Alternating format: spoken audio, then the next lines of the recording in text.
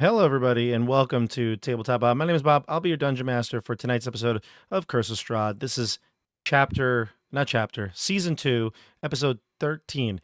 Yet to be titled, but I'm pretty sure I know what I'm going to title it soon. We've got Tim, Michelle, Andrew, and Stefano back. The Grayscale Gang, as they're better known. How's it going, everybody? Good. Good to be here. Good. Yes, doing great. How are you, Bob? Doing well. Very excited to be here tonight because we have a very special episode. The group is now leaving the town of Krezk. And so Dasha, although we had her on last week, is no longer here. That's why the title screen is back in place where you see it right down below. She's not there. She's not hiding behind the Curse of Strahd title. It's just she's not here today. So we miss you, but thank you for playing with us, Dasha. Great to have you on. Maybe you'll be back. Who knows? We'll see. Nick Gray says titled TPK. Yes, a good title, apt title. Man, what would happen if we did that, huh? I don't know. But some big news coming up here. Oh, Big news. The Warhammer event was last weekend. It went awesome. Andrew, you were missed. But did you hear anything about it, Andrew? Did anybody of the club members tell you? No? Who won? Oh boy. And this is going to tie into our question for tonight, everybody. One of the most highly competitive fields of Warhammer, I think ever, Warhammer 40K ever, in like the history of Warhammer. There was a team that won called Stat Check. They do a 40K podcast. A couple of the people that are on that are on the American team for 40K. And they called over a few of their friends from across the pond, so to speak. There was two members of Team England, the captain of Team France, the captain of Team Scotland, and they created this international super group and just destroyed everybody in the place. Even our pretty highly competitive BFS team demolished. Art of War team had a really close game with them. They were the reigning champions from last year.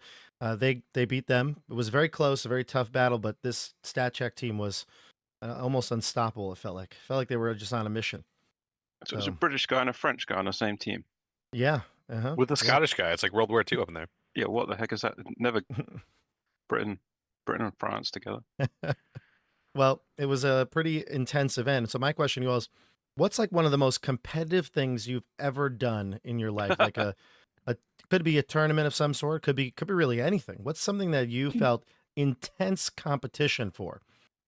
And like I said, this weekend was crazy with the competition. But there were legitimately like 3 or 4 teams stacked with people, players that are on, these national teams for their countries, and it ended up being such a crazy event. And the stream was awesome. War Games Live was a stream for that, so you could check that out. In fact, I'll put a couple of links down in the chat right now.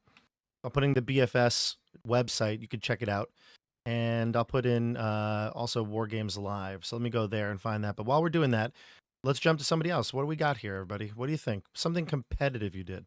Is this something serious or like a jokey thing? No. Well, I don't know what you mean. It could be either. I don't know. Okay. What would be a jokey thing? Like, I don't know, the 3-legged race at school or something. a race at school? Mm-hmm. I don't know. It's up to you. Whatever you think. What was something very competitive that you did that you still think about? Oh, go ahead. Were you about to say something? I still have nightmares about my university finals. Oh, why? After 3 years, we got tested on our degree, and the only thing that counted for those first 3 years was 6 days of exams. Each exam were 3 hours long. Whoa. So it was free at 9 to 12 on Monday through Saturday. That was 60% of our grade. I still have nightmares about that. Wake up in a sweat, like, no, don't make me take it again. And was your class generally competitive with grades, and like they wanted to do better, one up everybody? Yeah, my like college / hall of residence was known as the place where fun goes to die, because it was so competitive. People were so competitive there. Wow. They said that about Tabletop Bob's streams, actually. I don't know if you... Interesting. Yeah. Look at this. Andrew's cat. Another family fur baby on the stream. Look at this. The cat is also competitive. What's your cat's name? Randolph. Randolph, love it. All right, so Andrew, university was scarring competitive to you. What about you, Michelle? Well, I mean, I don't think about it often, but I just remembered this thing once you asked about competitiveness. So in high school, I went to school at like a completely new campus that had just opened the year I started. And so I took it upon myself to start the school's debate club. Of all the things that I could have done, I started the debate club. And so I had a lot of fun being like the founder of that club and like the coach, if you will. And then in our second year of existing, this was in Switzerland. I went to the International School of Geneva.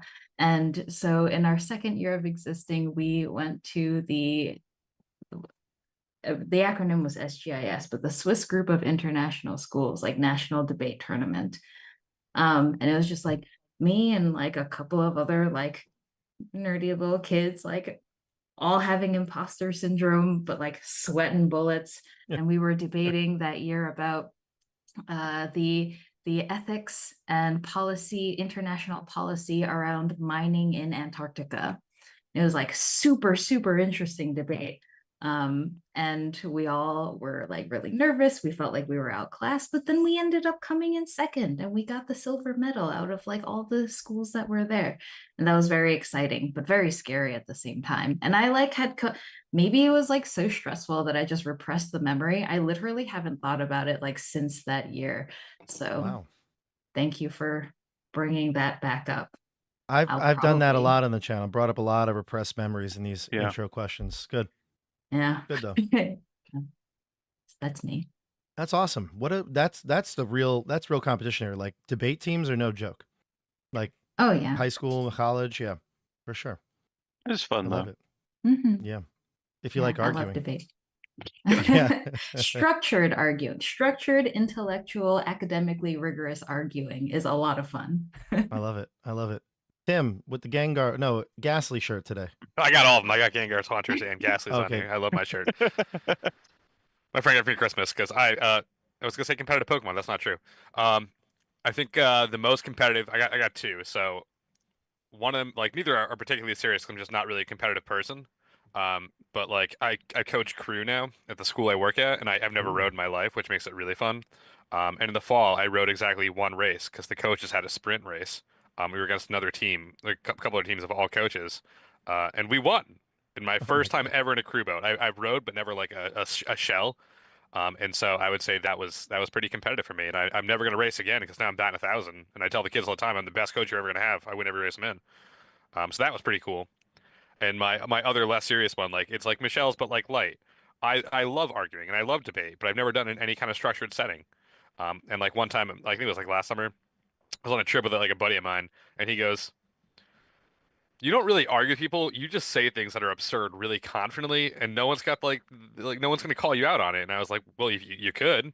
So I love arguing. I love debate. So I do that pretty competitively. I love it. I love it. I can't imagine. I coach, cross country and track. I could not imagine doing a coach's race. It would be, first off, we'd all get injured. It was embarrassing. We'd all be injured. Everyone else in that boat, it was three coaches in the boat. I'm the only one who doesn't row. They all carried the team, but I was in the boat, and that's all that matters. So, I love it. I love it. These are great little talents that I didn't even know that we had. I didn't know you were a rower. Or I'm not. Okay. All right. Well, you are now. Mhm. That's what matters. Stefano, I saw you reach for a trophy. Is this part of the? I did. It sure is. Everybody, get ready. Here we go. Well, We're getting trophies out. in June of 2009, I participated in the first annual Yonkers Beer Pong Championship. Oh. And not only did I participate, but I won. Oh my goodness. Yes. Wow. Look at I don't know if you could see it. Just a little bit of Champion. dust there. Just A little bit. And this is the ball that I got the last cup for the championship with. Oh, a soccer ball. I love it. Yep. And the quarterfinals, semifinals, and the finals all came down to one cup. Wow. That's impressive. So- So did you win like free beer or money or what was it? Just a trophy? Yeah, it was free free beer for the rest of the night, That's awesome. and we got a trophy. I could see that getting very competitive, honestly. Yeah. Wow. Look at all of you. See, you're all like, oh, I'm not that competitive. You've all done extremely competitive things, all serious things as well, like Andrew was suggesting here. Andrew's the most serious though. He's like, I was trying to get a degree. Wow. Excellent. Excellent. Well, and a couple people in the chat actually told us some things that they were doing competitively. Check out everything, like I said, Battle for Salvation, our gaming club. I put a link to War Games Live. You can see the stream for War Games Live.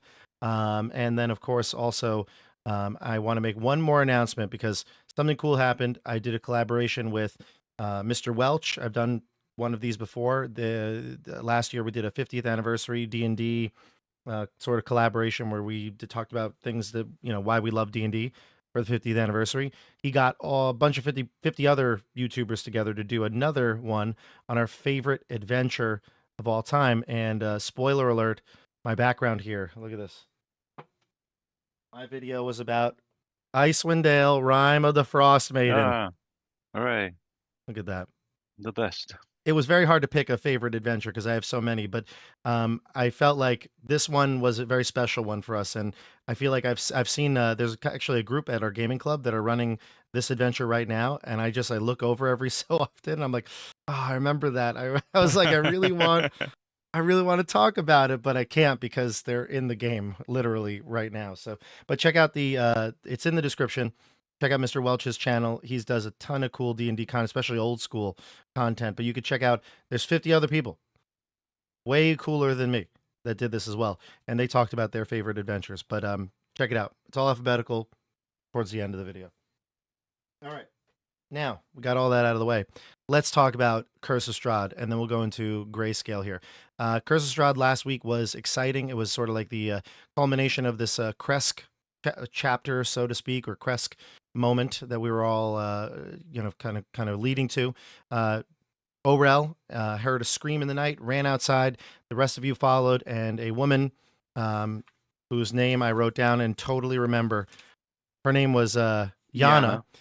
She lost her child. Brina was taken by the werewolves, so she claimed.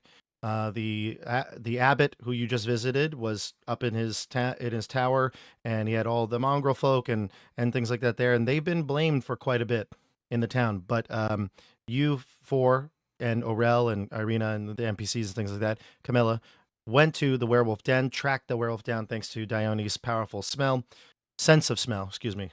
Also a powerful smell, but that did not help you. There's a lot in that beard. Okay. Yeah, a lot. Scents have lasted a long time. You ended up attacking some werewolves that were guards, but an older, more like wise, venerable werewolf named Canas actually tried to stop them from attacking you. He told you after the fight that there's a power dynamic in the a conflict in the werewolf den. Kirill, the powerful alpha, who's kind of like the leader right now, has taken over from Emil. Emil was a good man, someone who led with sort of like a grace and humility, and wasn't necessarily in league with Strahd. Was defeated by Kirill and sent to the dungeons of Ravenloft. His mate Zulika was there. She watches over a lot of the children that have been stolen under Kirill's watch. Kirill has demanded that the children get taken and fight to the death, and only the strongest would then be turned into new werewolves.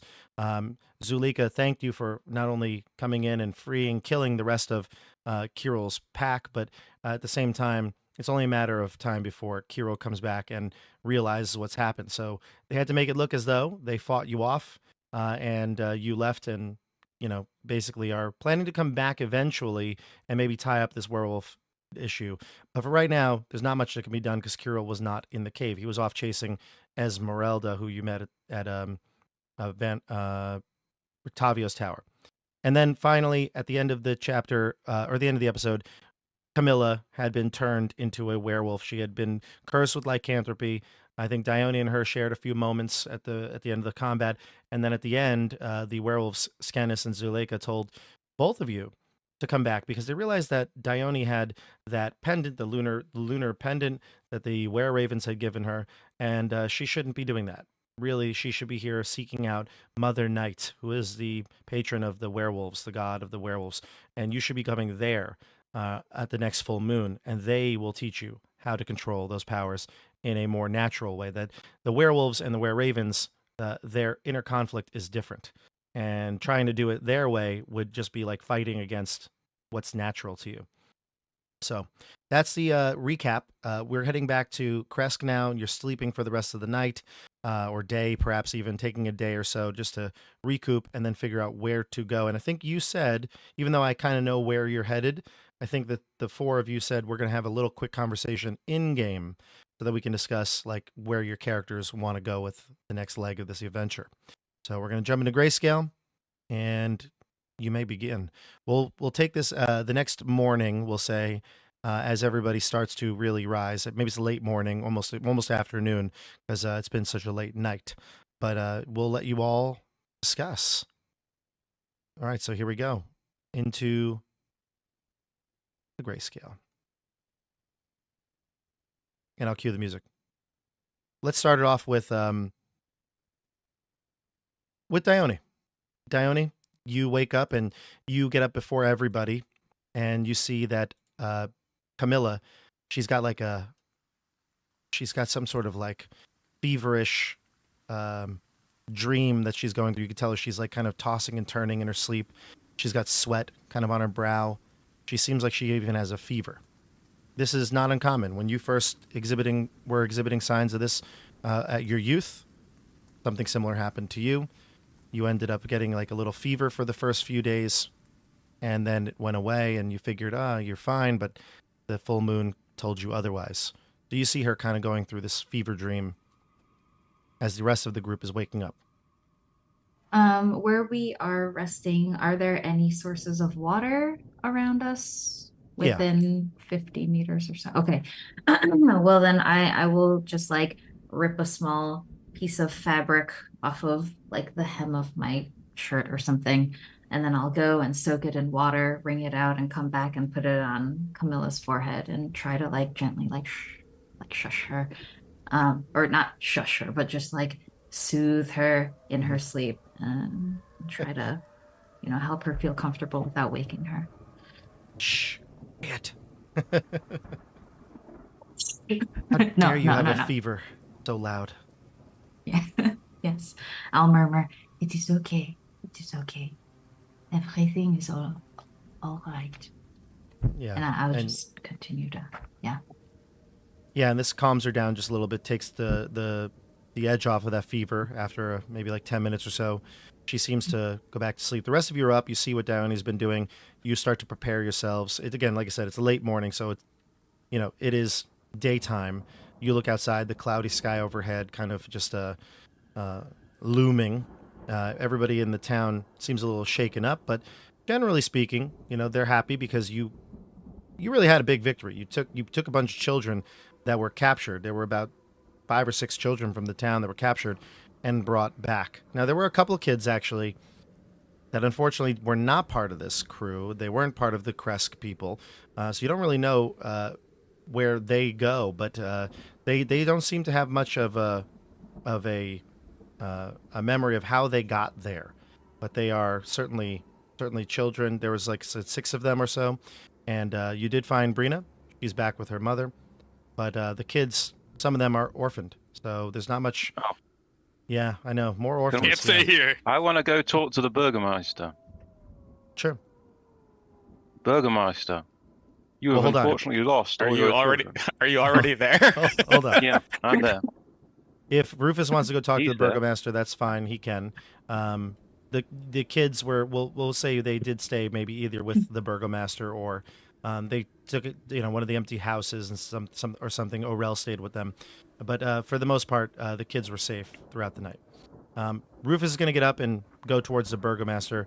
What are the rest of you doing? I think first in the morning, if Rufus doesn't mind, I'd like to join him. And I don't want any more orphans. And I want to make sure they get pawned off. So I'd like to go with Rufus. Okay, Laurent and Rufus go to talk to the burgomaster. Dione? I guess I don't want to stray too far from Camilla. So if the burgomaster is too far away, Dione will just kind of like stay next to Camilla just in case she awakens. Okay, so you'll take care of Camilla in this while she still sleeps. Irina will go to the burgomaster as well. And Canas, what about you? I'm gonna go speak to Orel. I'm just kidding. Immediately call up Dasha again. No.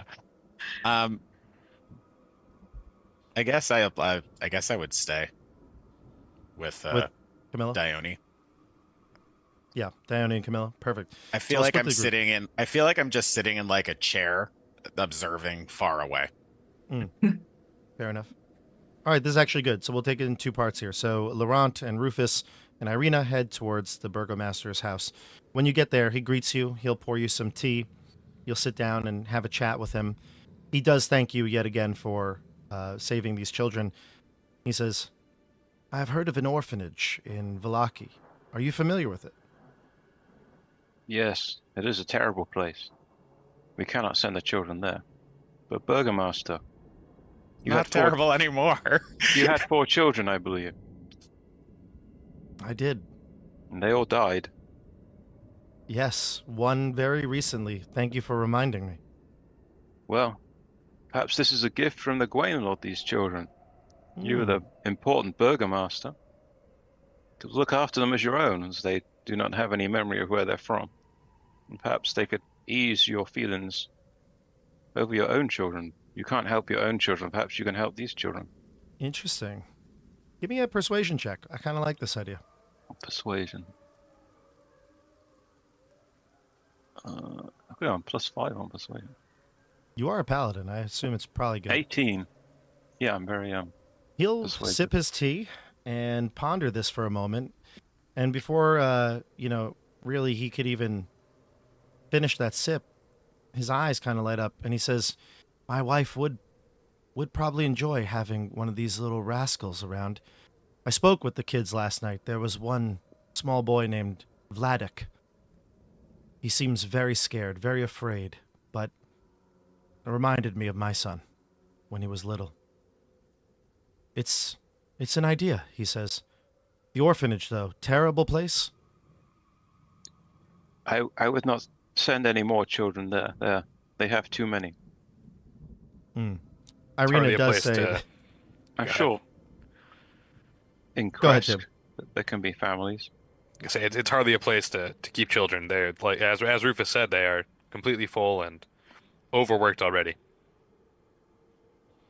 Yeah, and Irina would agree. She says that they have a change in management, but still very crowded.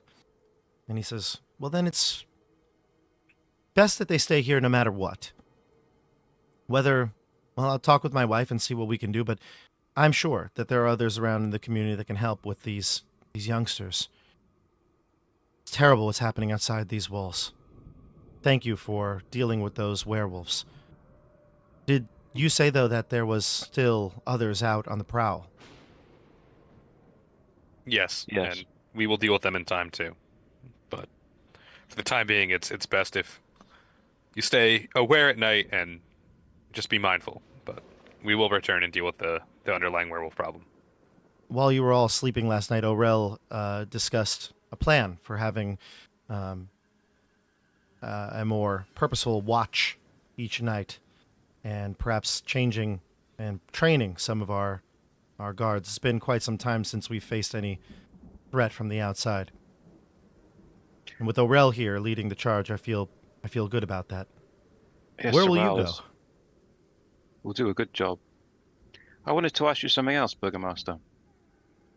Please. Do you have anyone that could act as a guide? We wish to go to the fortress of Argynvostholt. Is there anyone you know of anyone that could guide us there? I don't. It's not that far of a trip. No one really goes there, though, because, well, I'm sure you've heard the rumors. Haunted. No? Oh, haunts, yes. Could you If I indicate on this map the best route to get there? Sure. Actually, though, Orel did that for you, so you could. Perfect. Let me double check on our big map. If But we've I already think- covered in the map, that's perfect. Just make sure that when we set off, we had like a relatively clear path. Orel did, but I will bring up the map in a little bit, and I'll show it to you. I'm not going to bring it up right this second, but I'll Yeah. show you the route. And it is, like I said, it's not that far, actually. So let me... It's kind of like a triangle. Vallaki to Krezk. It's kind of like a triangle. They form a triangle. So it's not... It's about the same... Maybe a... What did we say? It was like a day and a half trip from Vallaki. Or it Sounds took about you right. about a day. If you didn't stop at the tower, it would have been about a day. But you stopped a little bit throughout the trip. So if you left, early morning, you get there at night.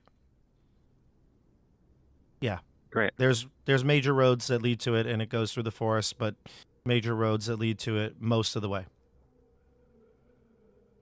He'll point it out to you if you feel like you don't know how to get there. Perfect. Now, as long as we got a clear route, we're good. Also, I've got 87 gold in my inventory. Can I leave some gold behind for the orphans? And like, how much is I don't want to give him a ton of money, but how much is a reasonable amount to leave behind as like a stipend for orphans? I was gonna ask him for gold. Oh, well, I've got a ton of gold. I don't know. I mean, we haven't Oh, really okay. been spending anything, so I have gold that I imagine is from before we came here. Okay, Yeah. great, very noble. You It know, is noble of you. Wherever standing. it's better than us taking on these orphans. That's your call. I mean, gold is pretty, rare for most commoners. So So I figured. even something like single digits number of gold pieces would probably be substantial amount. Let's give him how many orphans? He's taking on 4. We'll give him 8 gold pieces. That's 2 per orphan. Make it count. Okay. I'll subtract it from my inventory. Rufus, do you also need some gold? I'm passing out. We got all the candy out here. No, you can carry the gold, my friend. I don't So like to carry generous. coin. That's very generous, thank you. So generous of you, Laurent. I don't know what to say. The 4 of you have revitalized my spirits. I had Consider it very as little hope as of a week trust ago. for the orphans.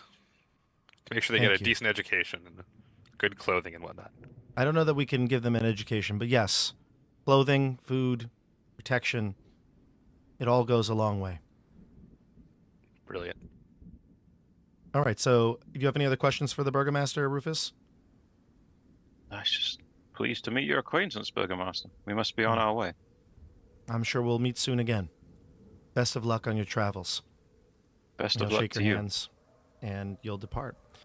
While they're talking, Canas and Dione, you are tending to Camilla. She does wake up, maybe, half an hour after you all. She feels rather ill. She can see that she's like pale. Her skin is kind of like a little bit more like loose and saggy. Like she definitely looks like she's ill. Sweat pouring down her brow. Got a fever. And she says to the two of you, I don't know that I can continue on right now. Will I ever be okay, Dione? Of course, you will be okay. Look at me. I am strong. I am healthy. Look at this beard. I am just a picture of strength, no? You will be strong like me too. Don't worry. This is normal. Here, I'm not eat. gonna grow. I'm not gonna grow a beard, am I? Oh, no. This is just because I am genetically blessed.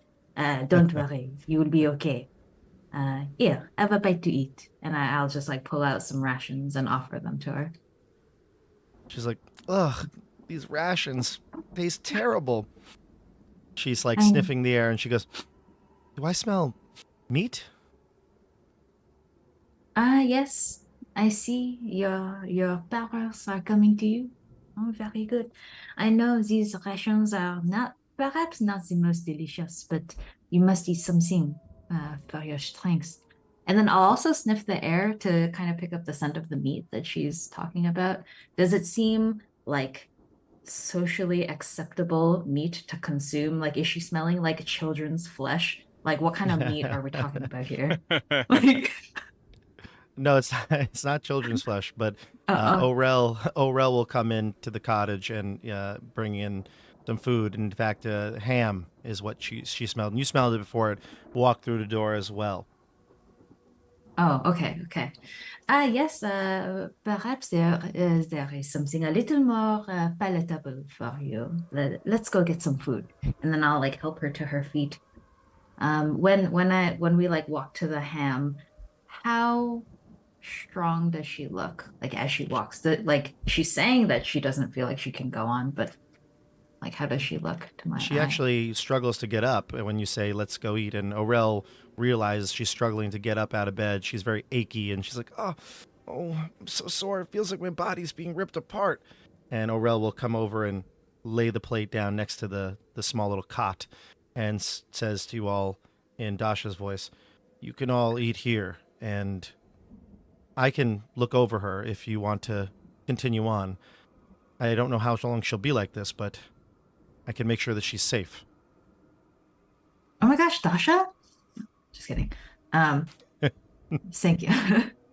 Thank you, Ariel. How do you plan to contain her during the full moon? Well, I'm hoping you won't be gone for that long. I hope that you'll be back weeks before. I'm gonna walk up to the cot finally. I was in the corner of the 200 square foot house. Like crammed into the corner. Camilla, I'm gonna need that dagger back. She's like, it's in my pack over there. I'm afraid that you should maybe not be carrying something that could do great harm to you. Probably right. As she like lays back down after taking a bite of the ham. But as soon as we get back and you're better, I will have it waiting for you. Understood. And Aurel says, and if she ever turned, or the full moon was close and you're not back yet, I'll take her to the werewolf den. Perhaps they'll be able to help her there. Thank you. Yes.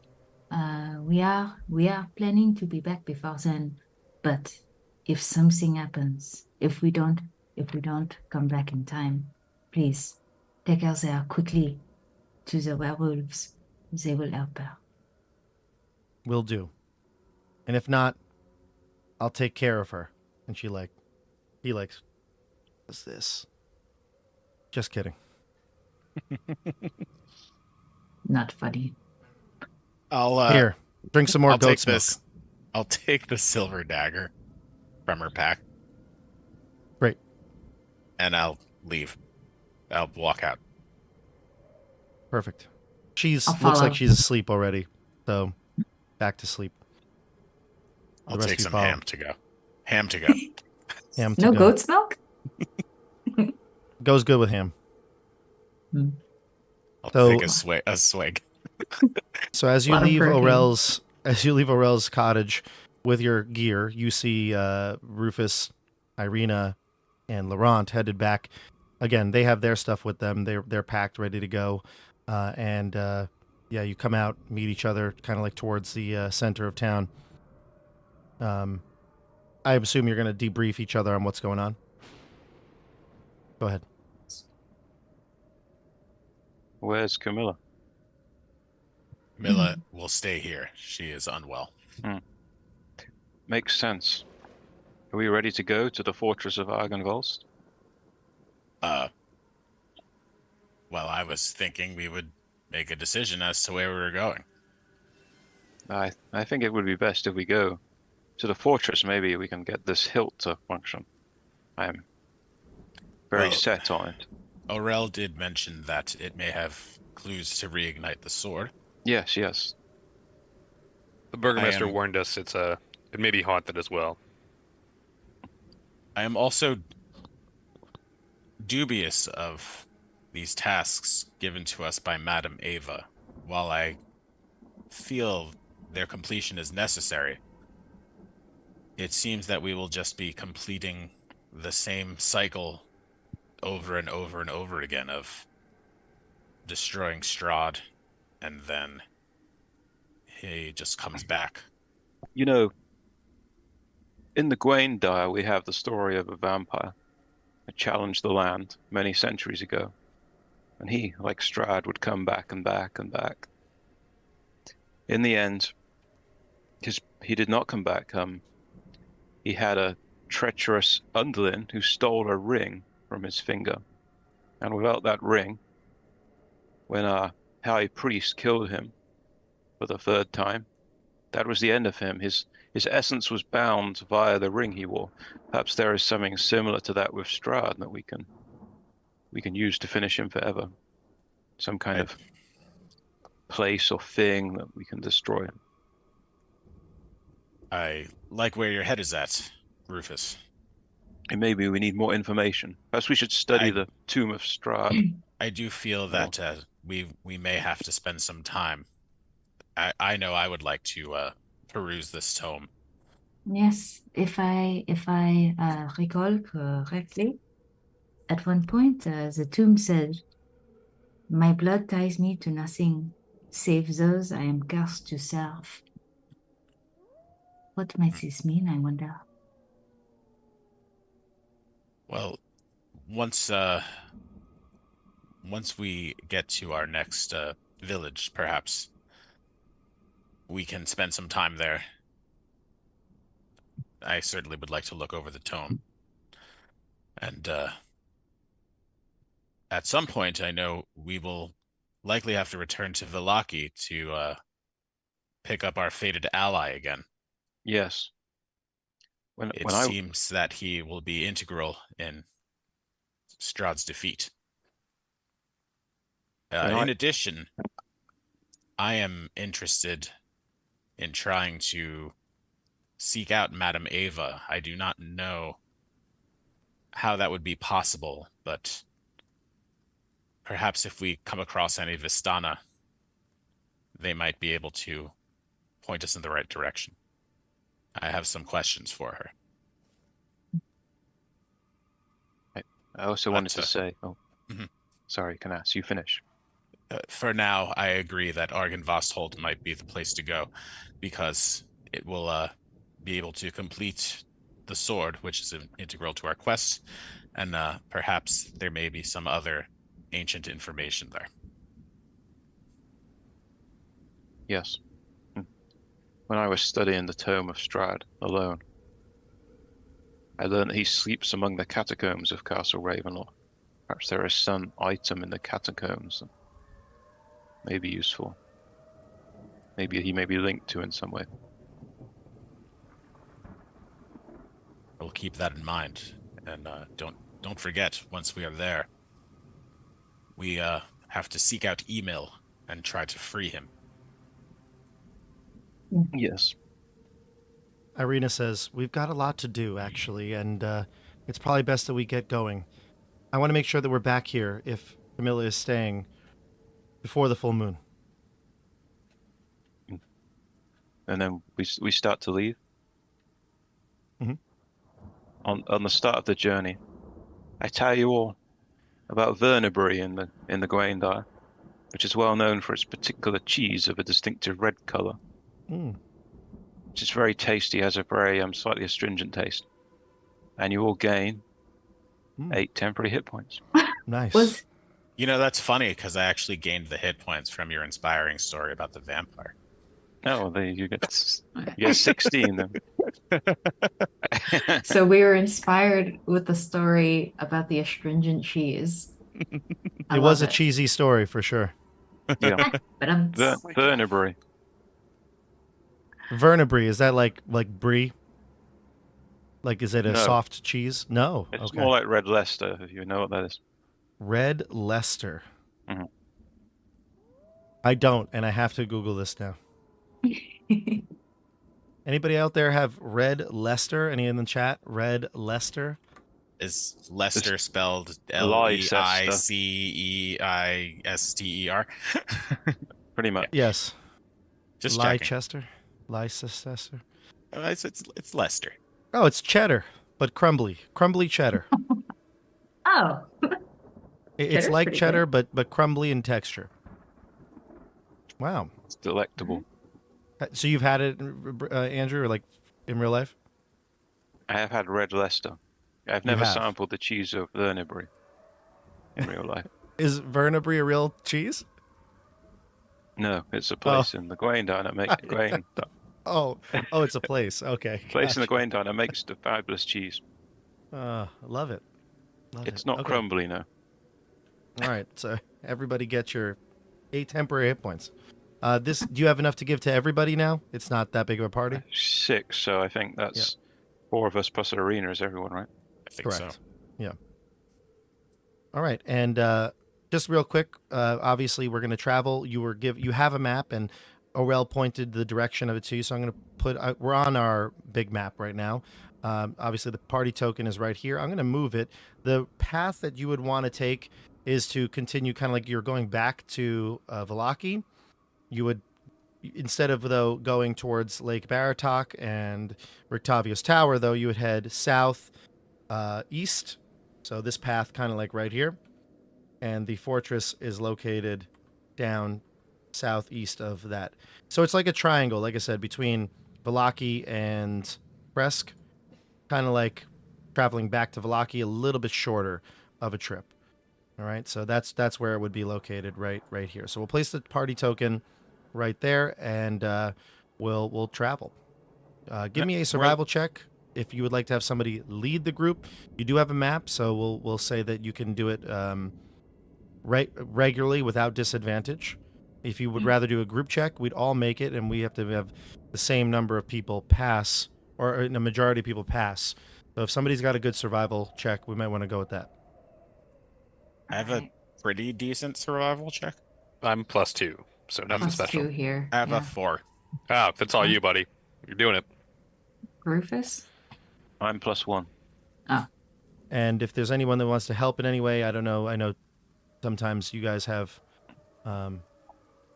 guidance or if you want to aid or something like that. Just tell me how you would do it, and I'll tell you what you would get.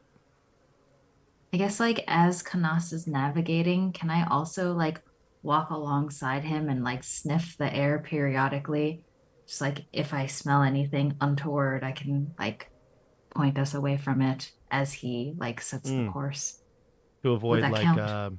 like dangers. Yeah. Yeah. Sure. Canas, give yourself advantage on the roll. Oh, sweet.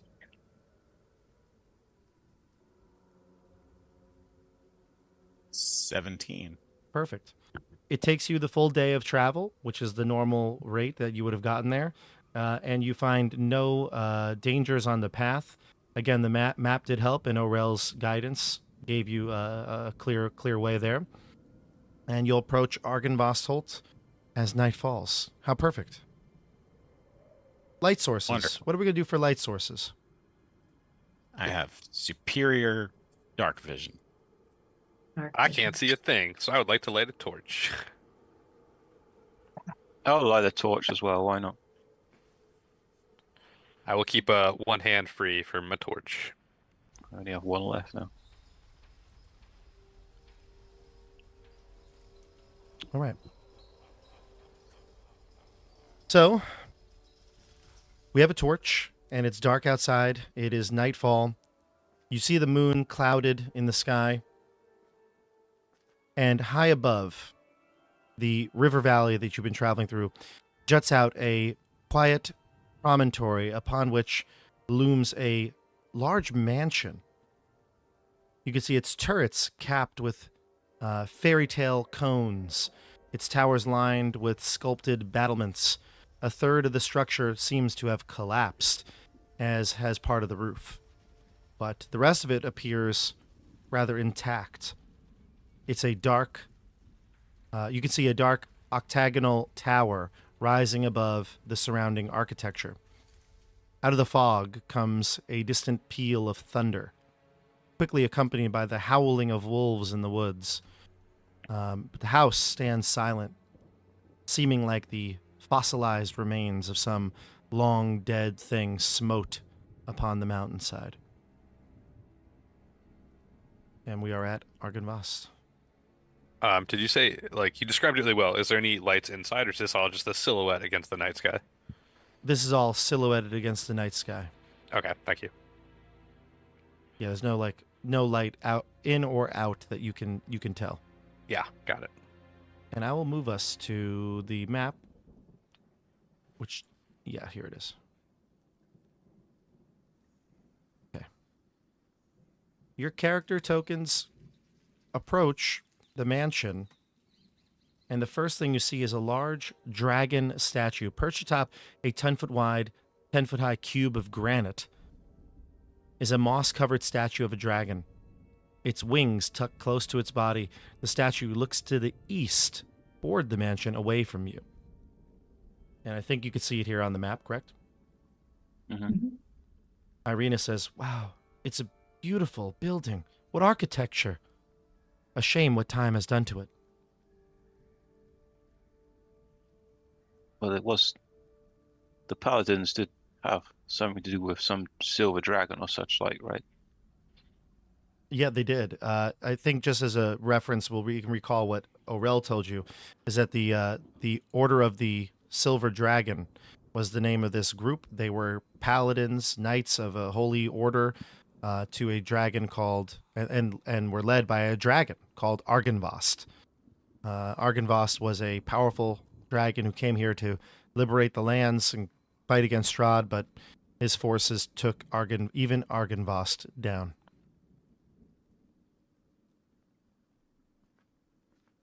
Now let's push on.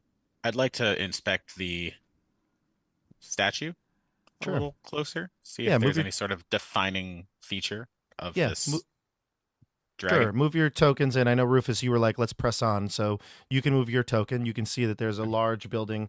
I know that your light source might be dimmed because it's, it's a big map. Well, they expect I'll walk past and start to look at these step things. Sure, yeah. As we do this, can I also just kind of like, whatever the sound version of keeping your eyes peeled would be, like, I just want to listen from the general direction of the mansion, like as we're walking around inspecting the statue. If I hear anything, any sound coming from the mansion, I want to alert everyone else to it. That's fine. Like, especially if it sounds like someone is moving around in there. Yeah, no, that's fine. Give me a perception check. Sure. And I won't make you roll anything, Canas, but the fog does kind of shroud everything here. There's even like fog and mist down below by the base of the statue. But you can go over and inspect it, and you can see that it is clearly a dragon statue of a silver dragon. The statue itself is 10 feet tall, and it looks like it's very imposing. Its position that it's situated on the granite block. Give me a... No, there's no check to be made here. I'm going to show you the picture of the artwork, though.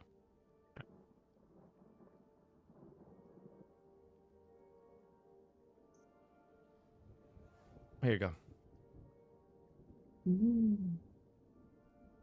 There's me.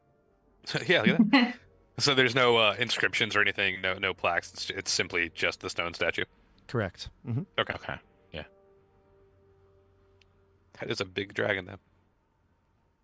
Rufus, cool art. Really cool artwork. Yeah. It is, right? Like simple, but like really cool. Yeah. Rufus, you head to the steps. Flagstone steps flanked by the stone railings climb to a landing in front of the pair of tall wooden doors with rusted iron bands and knockers shaped like small dragons. Carved into the lintel above the entrance is the word Argynvostholt. Bob, that was a great description. Rufus said he would be right back. Oh, great. There we go. Sorry. Dione, you are listening, you said, right? The equivalence of listening. Mm-hmm. While you don't hear much like in regards to like a threat outward, like there's no like sounds of like something that was stalking you through the forests or footsteps or twigs snapping, something like that. Your ears are perk up when you hear something from the statue begin to generate some sort of noise. And it sounds almost like a breath being inhaled. You look around and you see Rufus about to walk up those steps, and the dragon statue begins to glow. What do you do? Oh, well, then I turn and I see that Rufus is, I imagine the dragon is like facing the mansion, and so it's glowing and facing Rufus. So I will probably not shout. I will run, and I will say, like the dramatic stage whisper. I'll say, Rufus, wait. And I'll try to like either like dash in front of him and like put my arms out to stop him, or if that doesn't stop him, I'll just like tackle his knees. You run up. It's you get again. This is more like you have a moment to react before this something happens. The statue looks like it's glowing, preparing maybe to, like I said, do something to Rufus as he's standing in its path. You run over, put your hands up, maybe tackle him to the ground, and a dragon, ice cold dragon breath comes out, emanates from the statue itself. Give me a dexterity saving throw. Okay. I have advantage on there.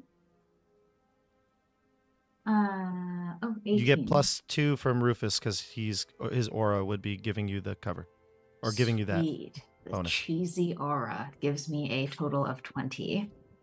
Nice. And Rufus, I'll roll for as well. I'll just roll for him. I'm giving him advantage because you're on top of him. Still, he rolls probably something like a 15. The breath. Okay.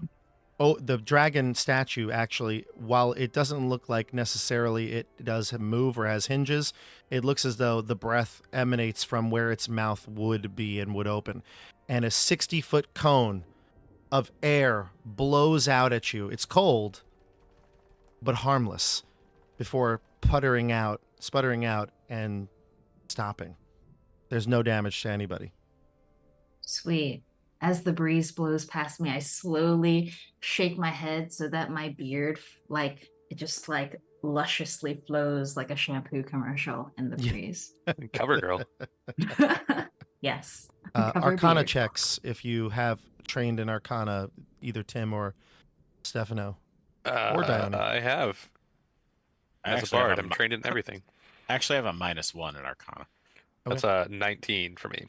Nice. Tim, you can tell with that Arcana check that this was probably some sort of a trap for people entering into Argynvostholt unannounced. However, the trap is so old that it just doesn't really work anymore. The magic has faded. So is it that the magic has faded, or did Dione and Rufus have save that were so resilient to the magic? Nope. It looks it's just like that the magic is instead of actually a so... Okay. Exactly. The magic has faded, and it would have been a cone of cold had had the magic still been fully functioning within this statue. Well, gang, good news and bad news. The good news is that trap's defunct. The bad news is there's probably a lot more of those. So we have to eyes, nose, and ears peeled. Because if that's what they got at the front door, it's going to be much, much worse inside. All right. Rufus, I'm sure, would say, press on. Can I climb up the statue a bit and see if is there any like magic or like gemstones that are the kind of focus for this cone of cold, or is it just like the statue itself is enchanted? You can climb the statue. You don't get that sense, though. Okay. It doesn't seem like there's any runes or gemstones or something powering it. It seems like maybe whatever this was either was created to do this or had some sort of spell, enchantment on it, and it is gone or faded so that it is a harmless gust of wind. Got at it. This point. Darn, I was hoping to recoup my orphan money. Oh. No worries. Rufus will get up and thank Dione and then say, I say we head inside. Press on. And Irina looks to everybody. This reminds him of a story of the Gwaindire, actually. Oh, are you going to tell us? Go on. We used to have such balmy breezes in the Gwaindire. I'll let Rufus tell that one. Shall I compare Alright. thee to a dragon's breath? Thou art more fair and more temperate. Nice. Yeah, he did have a guy named Bill. Billy Shakes. Billy Shakes, old Billy Shakes. Yeah. That'd be a great bard. That's my next character. Come back. I say, Yune, be careful, and then Yune appears. And You got it, Canas. as we oh You got it. As we press forward, like Dione is just gonna be like in overdrive, like scanning every like square centimeter of the floor ahead as they like proceed. Nose, ears, everything is like on high alert. Whoa. Scanning for traps. Sure. Yeah, you can look around, and if, like I said, if there is something that would be not caught by your passive perception, I'll make you make a check for it. Cool. Sounds good. All right. So Dione's scanning the scene here. The doors, like I said, they're two wooden doors. The metal has been long rusted, so they look pretty weakened. But the doors have these large dragon knockers. What do you do when you approach the door? I'm not gonna knock. It's abandoned. Can I try and open it if it's not locked? Put a hand on the knocker and push, and hopefully it's a push door. Otherwise, I'll be like, "Ooh, this is awkward," and try and pull it. You can push it. They do push. They are unlocked and can be pushed open. All right, I'd like to push open at least one of the. Or first, crack it open a little bit and see if there's anything, and then push it open all the way. All right, so Laurent grabs the knocker and opens up the door, revealing a foyer. This room feels like a king's tomb. A grand staircase leads up to stone balconies held aloft by stone pillars and arches. A tall, faded tapestry depicting a nobleman in silver armor hangs from the iron rod above the staircase landing. 6 sets of double doors lead from this foyer. Along the walls, you can see displayed on marble pedestals are 3 alabaster busts of handsome men. A 4th bust and its pedestal have been knocked over, and their shattered remains lie strewn across the mosaic floor. 2 chandeliers of wrought iron hang from the ceiling like monstrous black spiders. And Stefano, Canas feels something in his pack. It feels like there's something in your pack that is really cold. It's ready to be up against your arm or maybe your waist, and you feel cold emanating from it. I'll pull it open and look inside. You have a dragon's pendant from many years ago. Something that you can decide actually how it was given to you, but you've gotten this dragon's pendant many years ago, and it was broken. It looks like it was maybe the pieces of it was broken in half. But it always was cold to the touch. It is emanating quite a bit of cold right now. In fact, way more so than you've ever felt.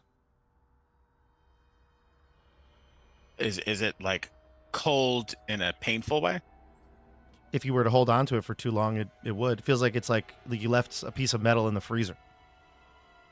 Wow. Can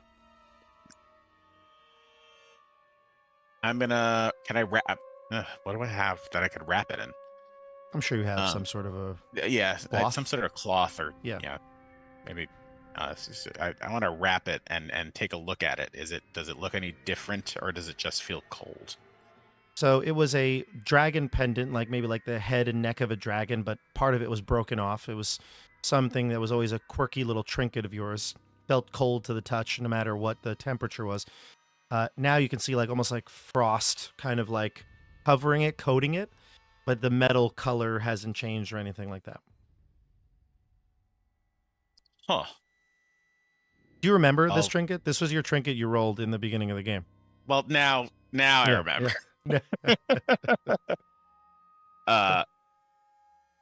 I'm not prepared to make up a story about it. Maybe Sir Raphael gave it to you. Oh, I like that idea. Cool. Yeah, it was a token of appreciation for your commitment to his cause. Well, I think I'll hold it out and show the group. Mm. How do you react? I'm going to tell them, this pendant, I came across it at a traveling bazaar. I bought it because it interested me, and all of a sudden it seems to be reacting to this place. Oh, we can use it to cool our drinks. We could, but perhaps it may be integral in getting past some of the traps. Maybe it'll be useful in here. Andrew, I don't know if you heard when you were away, but the dragon statue blew a dragon breath at you. Oh. Dione sensed it coming and, used her body to shield you. But then we realized that it should have been a cone of cold. But yet the magic that was imbued into the statue must have been faded at this point. That's what Laurent had concluded from his Arcana check. And that this was maybe a trap for intruders, but no longer really works. It was a harmless gust of wind, a cool breeze. And now Canas is saying that his pendant, his silver dragon pendant that he had for, at a, where was it? A carnival? Traveling bazaar. A traveling bazaar. He had one from a traveling bazaar, and it's now emanating cold. It's like you put a piece of metal in the freezer for a long time. Well, this doesn't seem a congenial place to get in this sort of sunlight to work, I will say so far. But we've come here, so let's go in. It's quite cold. It is cold in here too, I would say. Like it feels like a pretty, like everything's stone, so it's not a very warm and inviting place, but it almost feels like the temperature is about, maybe like 10, 15 degrees cooler inside than outside. And it's cold out, right? It's like November-ish, would be that equivalence in our world. So it's cold. Irina will walk in too. She'll walk in with Laurent and inspect this place. I'll go in as well. I would also like to just, as we're in here, I want to kind of keep tabs on the temperature of this thing to see if it gets colder or if it, or anything. Okay. And you're going to hold it out like with the cloth in your hand? I believe so for right now, yes. Cool. All right. So, yeah, like I described, there's a few things in here that you might be of interest to you. There's those busts. You can see the broken one on the map is actually depicted on the south wall. To the east, there's a stairwell that leads up into two distinct pathways. And then there are sets of double doors, 2 to the north and 2 to the south. Tell me what you'd like to do. Also, the dotted lines here represent that there's a covering, a roof, kind of about, I think it's 20 feet up. And then above that, it goes up onto higher balconies. So you can see the stairs go well above that. I'll go and inspect the stairs. Okay. If they seem normal, I go up them. They are really, really nice marble stairs, but nothing seems out of sorts. Dione, your passive perception will pick up noises once you get into the chamber. I know you're still outside, but are you moving in? Right. Yes. Yeah. I am moving in with the rest of them. Once you get in, you can hear the sound of like shuffling of feet coming from beyond an open door to the eastern wall. Okay. Rufus is already all the way up there. I guess I'll like kind of go here so that I'm in front of most of them. And then I'll wave. Then I'll point in the direction and then like indicate like walking steps. I hear steps there. And I communicate this with like signs. Sure. Irina will relay this to the group too. She's watching you and tells everyone, there are footsteps to the northeast. And she points to that open door. While you're doing this, Rufus, you inspect the tapestry as you're going up the steps. The tapestry is torn in some places. It doesn't look like it'd be worth a lot of money based on the condition that is in. Everything here looks rather old and beaten. This does portray, though, a rather distinct nobleman, or as it would look like, a human with silverish hair, an older gentleman. But you can see that on his neck is actually a pendant, not on his neck, on his chest is a pendant similar to that Canas has, except it is complete. It is a full dragon's head and neck, a silver dragon head and neck. In this tapestry? But if can I take the tapestry off the wall? I want to pull off the wall. You can, yeah. There's a stone wall behind it. There's nothing hidden behind it, but you There's can. no secret door or anything. No, you can roll it up though and transport it. No, I don't. I don't want it. Okay, so you just want to like peek behind it. Yeah. Okay, you can peek behind it. Nothing there. Okay. Rufus, you peek behind it, and as you're looking, the corner of your eye, like to the left of you maybe, on the steps leading upwards, you see a shadow move across the wall. It looks like it has wings, and you hear a soft bestial hiss in the darkness as the shadow whoops across the wall. And when you look up and put the tapestry back, the shadow is gone. I'll start going up these stairs towards the shadow. So the shadow looked like it went from left to right. But yes, you can it is disappeared. But you can go up the left or right steps if you choose. Oh, it went from left to right. So I'll go to these ones then. The Sure. right steps. Everyone sees Rufus starting to head further up the steps. Irina says, "Rufus, where are you going?" Yeah, I'm gonna follow him. I'll gesture for people to follow me as I go. Sure. Do I see the tapestry? You do. Everyone can see it now at the steps. Yep. I think you can see the squiggly line on the eastern wall, right? Yeah. That's the tapestry.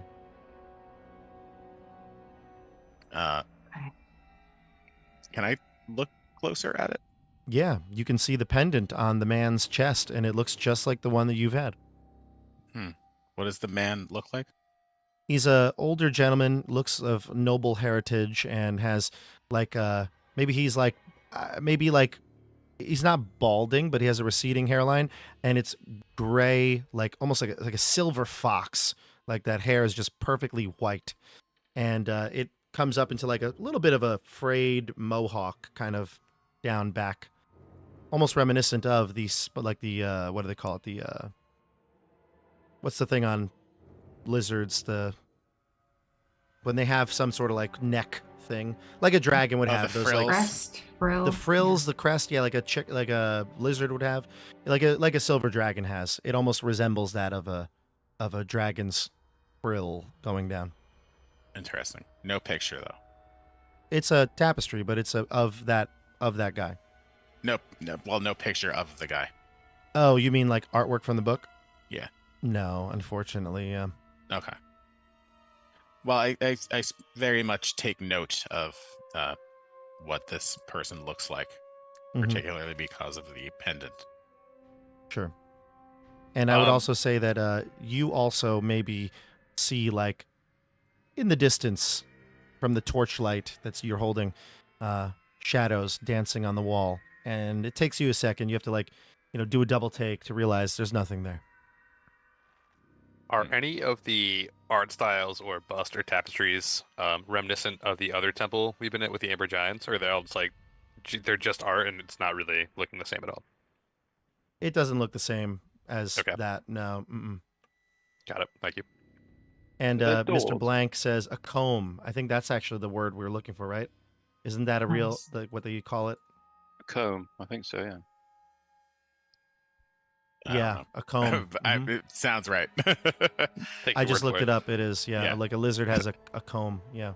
I'm not going to nice. pretend to know. Mhm. Is there like a door at the top of these stairs, or is it different levels? It's not. It continues to another map. So I'll move you to Okay. the next part of the map if you want to go up there. Yeah. Irina does say, though, Rufus, Dione heard some movement down here. Yes, that way. And Dione will point towards where she heard the source of the noise. Yeah. Hmm. But she says, but do you think we should go up? Well, I like to go up in a place. She looks and nods to everybody. Up then? Well, we should stick together, but Rufus, perhaps you should have reasons for where you're going. Well, the core of a place is usually the top, is it not? Perhaps. Sometimes it's in the basement. Ah, yes, in this upside down place. Well, I'll leave it to you, Canas. Shall we go up or shall we go down? Well, it seemed like you were following something, or in a Yes. rush to get up here. I saw something flicker down here, up here as well.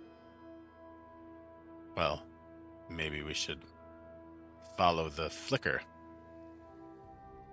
Okay, let's go. Cool. I'm going to put everybody on a new map. I'm going to actually paste you onto a new area and just keep both tokens because it will be annoying to drag them to and from. The map has distinct parts. So I'm going to bring you to this area here. And so you see now you're more to the north or the above on the map. So you'll see this is the, like it's blank here. This would have been the door. You see what I'm saying? Like where, like Laurent, this would have been the door, but there's a window high up. Yeah. You know, like above the door, there would have been a window in this large, tall area. Right. And you can see this is the covering now. The overhang is now blocked because it's part of the map. So you can head up the steps here, and this would be like going up the same steps with the tapestry. I like So to. there's nothing here. No, it's not nothing here. It's the floor below. You see what I'm saying? Like here, let me see if I can make this. Here. So see, this is open to below. Like you were in this room. This is where the pillars are, the busts were. Got it. And so this is the steps. It's just on another map to show you another floor. Oh, so Right, that's and where we we could came see from. we could see over towards the first floor. Yeah. And look down below. Like literally if you zoom out, you'll see it's a duplicate. This is the area in the dotted lines. That's up here. Okay. Okay. Yeah. It's a perfect like top down look of just another right. view, right? So I understand what Rufus said when he said, "So there's nothing here." It's just the second floor balcony area. Oh. Yeah. But so move I don't your know. tokens. What's here? I'm looking around on the balcony. Well, no. So move your tokens up the steps. Oh, I thought we were up the steps. No. So like I said, this area that you're in okay. right now is Yeah. the entry room. Got it. And the steps are here, so now if you move up, you'll be able to see them better. Oh, I have to just shut. change. I have to block the lighting. Sorry, hold on 1 second. There you go. There we go. Oh. Nice. Which way, Rufus? Left or right? Let's go this way. This is the way we were going, right? Yeah. Yes, that's the way you were going. Yes. Okay. So you get up to the top of the balcony here. You can see 2 stone balconies flank the main foyer.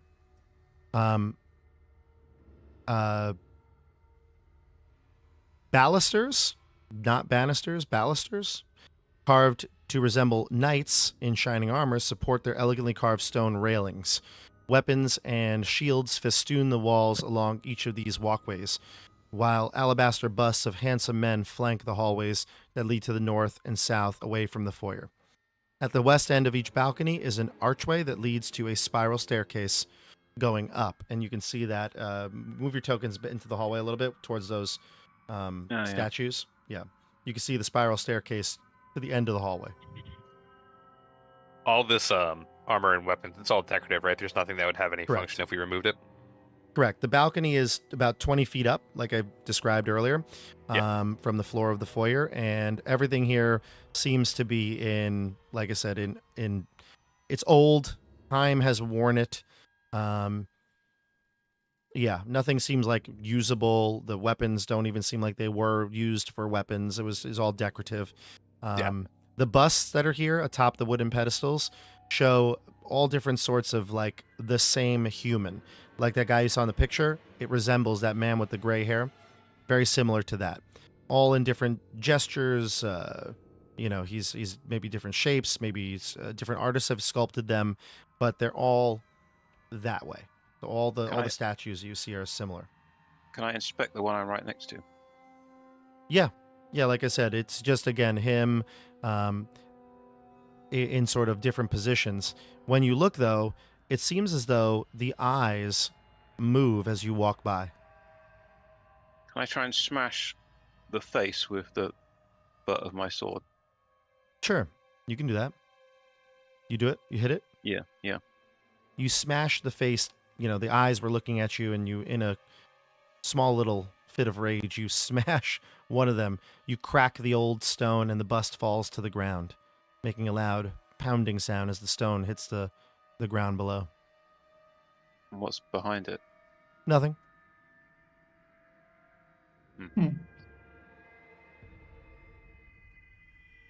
Should we go upstairs and work our way down from the top, or inspect each floor as we go up? I'm attracted by that staircase. Up it is. Yep, move your tokens.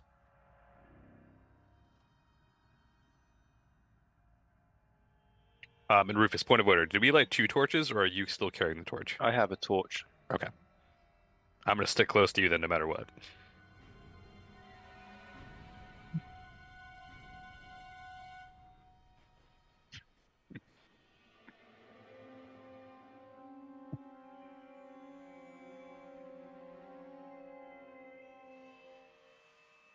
All right, I'm moving you to another area here.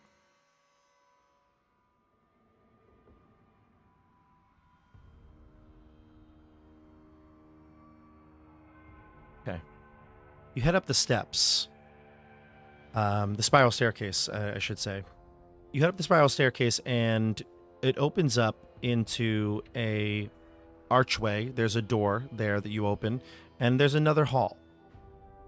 This hall, though, actually there's littered with debris. You can see even the hall that you're in is relatively clean, but once you step forward a little bit, you can see that the hallways have debris all over them. To your right-hand side, the south, you can see is actually the house has been destroyed and broken, like I described in the outside area, that the part of the mansion looks like it has been collapsed, and that is to the right. To the left, it looks like walls have been collapsed or broken in, and to the left, you can see that there's, like I said, debris and rock, and all of that is strewn across the floor. Laurent, before he was a card shark, did some dabbling in interior design. Does this seem like it was... Is this like just neglect and the building is falling apart, or does it seem like this was like someone came in here and like intentionally was breaking stuff? Give me either an investigation check or a insight check. I would take either. Let's go with investigation. That's a 18 for investigation. It does look like perhaps time has worn this place, but the large balcony area that's broken off, there may have been some sort of a confrontation here of a massive scale. I will point that out to everybody and be like, hey, you said this side of Matt is the balcony, right? Yeah, sorry, it's not actually a balcony. I mean, it is now, I guess. And it is but... now. It was not. It was not intended as a balcony, but it is now a broken balcony. Yeah, some people pay extra for that, I mean, if I was looking for houses, I would. But yeah, I'll point that out to the rest of the group and say, some of this is not simply neglect. There was some kind of struggle or conflict here. Look, you can see here on the walls. You see again using my art degree here. There's a lot of scourging and cracks in the wall, and this is not something you pay extra for. This is not a fresco. This fascinates me, Laurent. And I'll move up to the north and push aside the debris and look at how it could have happened, maybe. Sure. Oh, I see some dude. You do. As you walk up, beyond the debris, you start to step cautiously over floor, like wood boards and planks and splintered shards of wall. You see into a large, grand throne room. This sort of audience hall, fit for that of a noble or a royal family member, perhaps even a king. You can see the west wall of this 50-foot long, 30-foot wide chamber has crumbled, leaving a gaping hole and a pile of rubble. Weapons and shields that once hung from the walls are fallen to the floor and have succumbed to rust. A large wooden throne, carved to resemble that of a dragon, unfolding its wings, faces 3 tall windows to the west. Slumped in the throne is a gaunt, armored figure with one gauntlet wrapped around the hilt of a great sword. And this is what you see. Wow. The creature's grip on the greatsword tightens, and he says, "If you have come to destroy me, know this. I perished defending this land from evil over 4 centuries ago. And because of my failure, I am forever doomed. If you destroy this body, my spirit will find a new corpse to inhabit, and I will hunt you down. You cannot free me from my damnation, nor would I wish it. If you've come to free this land from the creature that feasts on the blood of the innocent, know this. There is no monster I hate more than Strahd von Zarevich. He slew Argynvost, broke the life of the knight I loved, and destroyed the valiant order to which I devoted my life. Strahd has died. He has already died before. He cannot be allowed to die again. Instead, he must suffer eternally in a hell of his own creation, from which he can never escape. Whatever can be done to bring him misery and unrest I will do, but I will destroy anyone who tries to end his torment. This is your one chance. Leave now."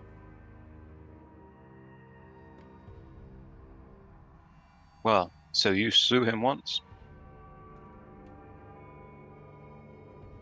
I have never slewn Strahd von Zarevich, but again, his fate is tied here in Barovia. He suffers, and that makes me happy. Well, first of all, thank you for the speech. My name is Canas. Who are you? I'm Vladimir Horngard, commander of the Order of the Silver Dragon. And he stands up, Okay.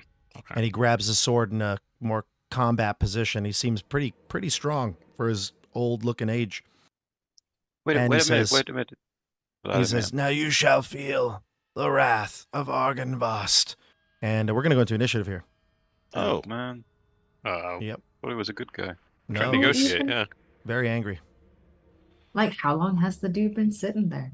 He's So got many problems. questions. Long time. I'm going to move you, Canas, because you had to be able to see him. I think you wanted to say something, but everybody else can decide where you would be.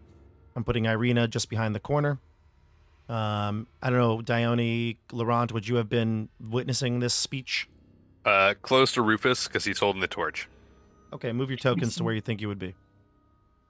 I Sure. imagine Dione would probably like bring up the tail, just trying to like make sure no one's following them, keeping an eye out with the dark vision. So probably closer to the back of the group. Okay, great. So everybody gonna roll me an initiative check, and then we'll get started in combat here. boy. Does this guy look like the guy that was on the tapestry, by the way? It does not. Okay. All right, what do we get for initiatives here? We got a rock solid 5 for Laurent. I got a 12. 12. I got a 21. I got 17.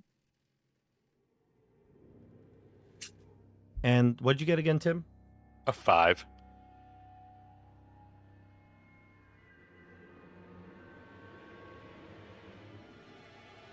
Okay, let's do it. Let's jump into combat here. Canas, it looks like you're going first. I have to roll for Irina. He rolled not so good. But at the start of combat, here's what happens. Vladimir stands up, grabs his greatsword, tells you you're going to feel the wrath of Argynvost, and a whole bunch of creatures appear No. in the room. Warriors that he seems to have been able to summon. They look like him in regards to like the way that he's dressed, but they look like somewhat translucent. They look like ghosts. They don't look like they are totally here in this realm. We're gonna go, Canas, you first. What'd you get? What are you doing? Well, shoot. I don't know. I think I'm just gonna blast one of the warriors. Because I don't Let's do really it. know what else to do.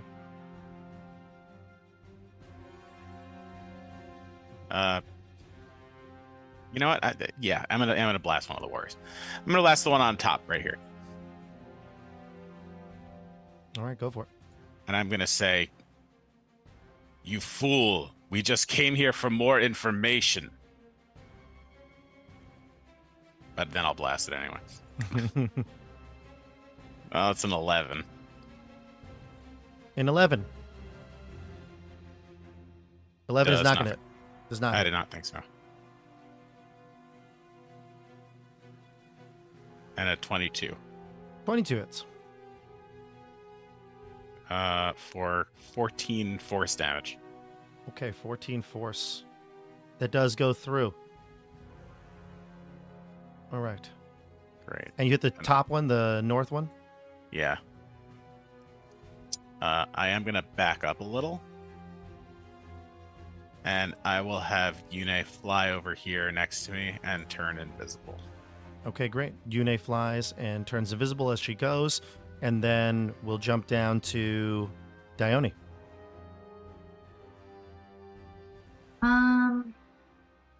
Okay.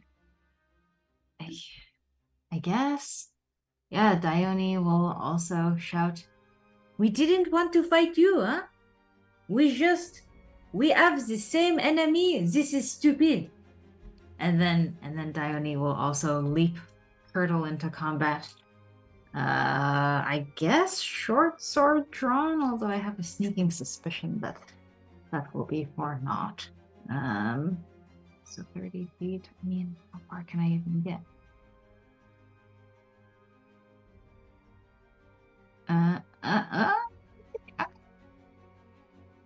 All right. Well, you know what? No, I'll come over here. Okay, I'll have my short sword drawn. I'm gonna ready up an attack. So if they come within striking range, yes, I will attack them. But I'm not gonna walk up to them face first. Yeah, Fair enough. readying up an attack, defending the group. All right, so you go up there, ready an attack, and then we go to Rufus. Just so you know, though, you do have, I don't know if you want to use any of your cunning actions. That's up to you. I mean, I know you can reach them, but if you wanted to, what is it, hide as well? I know, but you actually know you want to be in front, right? You said you want to be kind of like protecting. Yeah. Okay. And I don't want to reach them. I feel like the 1v7 might not be the best idea. Okay. All right, let's jump down to Rufus. When it took that force damage, how injured did it look? I mean, it's hard to tell because it doesn't look like it's actually here. It's spectral. Right. Just to show you the artwork, you can see what it looks like. I'm making it very large. It looks like a knight, but again, Okay. not quite here. All right. Well, Rufus is gonna run in 5, 10, 15, 20. I can get in. He's gonna run into there.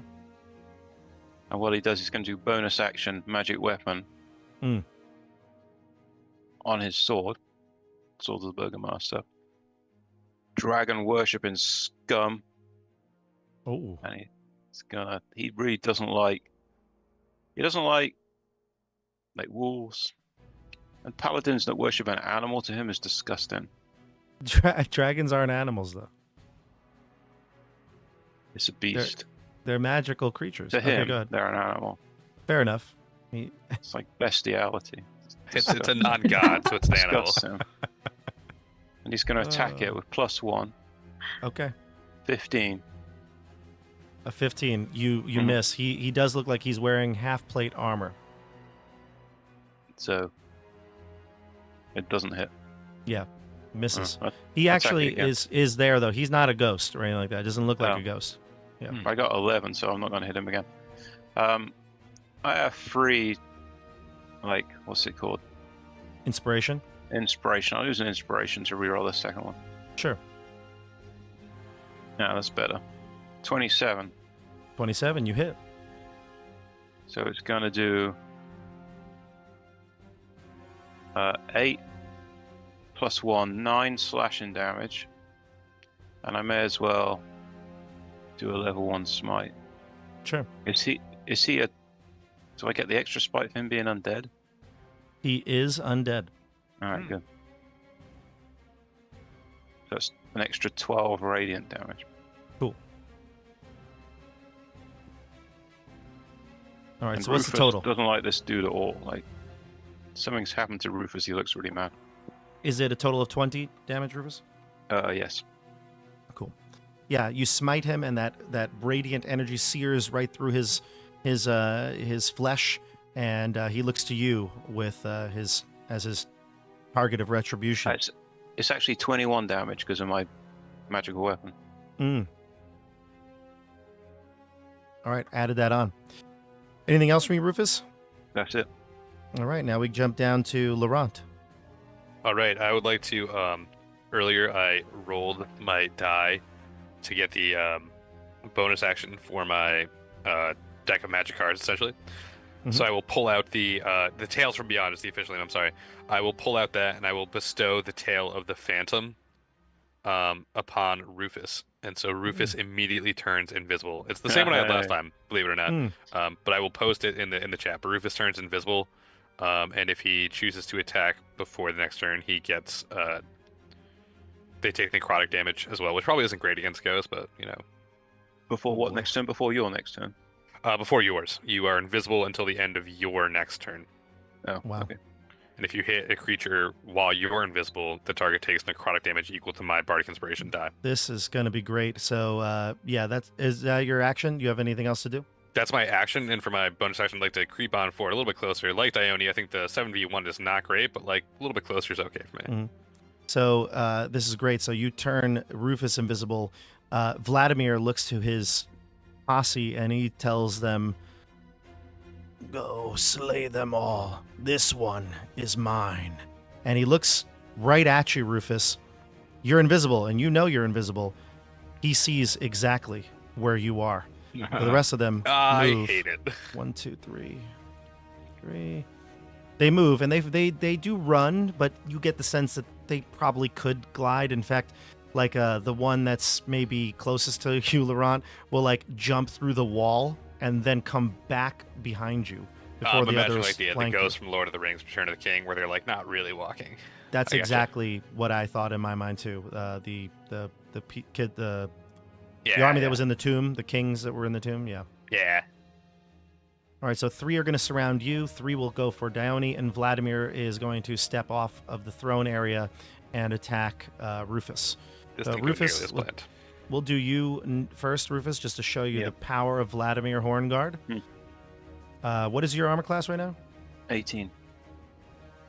18. All right. We've got a hit on you. I Oh. assume you're not going to do any reactions. I don't think I have anything that can help. Okay, so he swings his greatsword with this massive heft of a blade, and he uses great precision with it. And he slashes you right across your leg for 25 slashing damage. What's the thing for you losing the concentration on the magical weapon? So it's half the damage or 10, whichever is less. So it'd be 12 for this one. And it's whatever this. It's a charisma, right? Yeah. It would be for you charisma. No, it's constitution. Oh, constitution. Mm-hmm. Oops. Oh, I'm good. 15. You're good. How many damage did I take? 25. Ouch. And he slashes yet one more time for a 16, which misses, I believe, correct? You said 18 was your... Yeah, okay. So he swings again, misses, but he has called you to him. Again, the visibility doesn't do anything. He seems to see you perfectly. The creatures, on the other hand, they are going after your friends. Laurent, what is your armor class right now? 14 for me. Okay, we've got some sword attacks coming at you. Let's see. The first one, a 7 and a 15, so I assume the 15 hits you. The 15 will hit. Unless you're going to do any reactions. And then the next one would be a 10 and a 9. Those are going to miss. And the third one, a 22 and a 12. So really 2 hits out of the 6. Can I do a Hellish Rebuke on the first one hit me? Yeah, go for it. All right. It's going to be a Dexterity saving throw of 15. Or it will take 25 fire damage. I rolled a 16. Does it take half? I think it's half. Let me double check. Yeah, half as much. So half of 25, 12. 12. Okay, so the one that Michelle had hit before was the first one that attacked. Not Michelle, that Canas had hit before.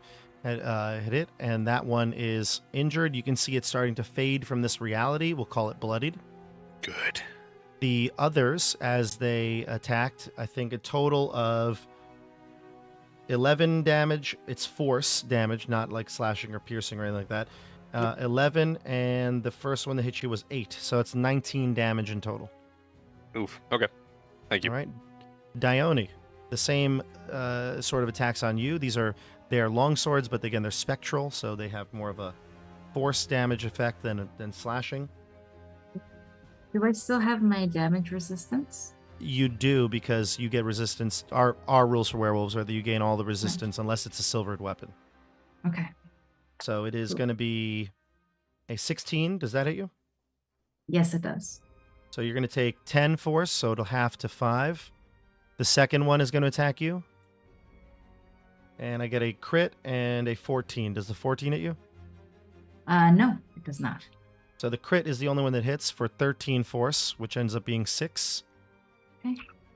And the last one swings at you with the swords for a 21. That's only 5 force damage. Roll pretty low. But it'll have to 2. 2. Okay. Nice. All right. And then we jump down to Irina. She goes last. She rolled a 2. So she's going to move and up here, see what's going on. She will swing at the one with her silvered short sword. And she's going to connect, certainly. It won't do full damage, but it'll do some damage. It'll actually do a total of 8, so 4 damage to the one next to Dione. The one that's closer to her, just to the south. All right, so that's the end of the round. We go back to Canas. Dione, you're on deck. I also had a readied up attack. I don't know. 100%. I forgot about that. Go ahead. No worries. I mean, it's also just like my regular short sword. I don't know if it even like hits or does anything to these guys. But like a 25 with my short sword. It hits, and it'll be half damage, but you can still get it. All right. Okay. And then I assume I have sneak attack because like Irina's here. So the only problem is that attack would have gone off before she moved. She was down below here at the corner, and then she moved. Gotcha. So no. All right. So then 10 piercing damage, I guess, halves to 5. Yep. Yeah. Okay, great. This one's taken a few damage. It's taken almost 10 damage right here. And then we go to Canas, and then Dione, you're on deck. All right. I'm going to attack the one that looks the most injured first.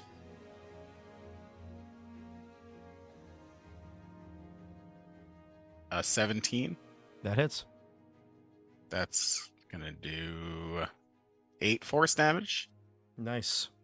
Still up. And second attack, it's an 18. That hits again. That will do 7 force damage. Okay. It is still up, but it looks like it is fading out of this reality much quicker than the others. So Okay. you attack twice. You blast this thing with force. Where do you go next? Do you stay there, like around the wall, or do you want to move? I'll move a little closer And can I reveal the pendant? If you want to, yeah. I want to You're- reveal the pendant, I guess, in a desperate act. Sure. What do you say? What do I you... want to point it in this man's direction. Mm. And you point it, you just hold it up in the air? I'm going to shout, I have the pendant. Tell your men to stand down. Vladimir looks at you and says, "Dare you take our pendant? Kill him!" And he commands the phantom warriors to look towards you. Great. Then I will use the rest of my movement to go towards the door. I'll just be seeing myself out. Well, hopefully they'll all run towards me instead of attack these guys. That would That's be true. ideal. That's true. Let's jump down to Dione. Oh, Wait, go ahead. hold on. Yune Yeah. has to go. Okay, go ahead. So Yune is going to fly over here. And Yune's bonus action. Yune uses my bonus action to attack. You got it, Canas. Dione, not Dione, Yune flies in and slams into it with her claw? No, the stinger. Sting. But I think it's a miss. What'd you get? It's an 11. That does miss. Oh, wait. It's Yune's invisible. Oh, They can that see works. Yune? Can They these cannot. creatures No. see Yune? They Okay. cannot. Mm-mm. So, with advantage, now it's 12. Oh, that does not hit. That's a bummer. That's a bummer. Yeah. Okay. And Yune will use her action to disengage. Okay. And then fly back a few feet. Yeah. Okay. How tall is the ceiling? 10 feet in this area. Okay. Towards the ceiling. Maybe even I'm sorry, back here. Canas. I did the best I could. That's all right, Yune. Just stay out of their reach. Yune will nod, no longer invisible, flies out of the room, flutters out, disengages, and we jump down to Dione. Rufus, you're on deck. I'm going to Alright. slash. No, Rufus is Oh, on right, deck. sorry. Dione Yeah, now. got it. Oh, Got it. no worries. Yeah, Dione's just gonna keep doing the same thing, slicing and dicing the with her short swords. Cool.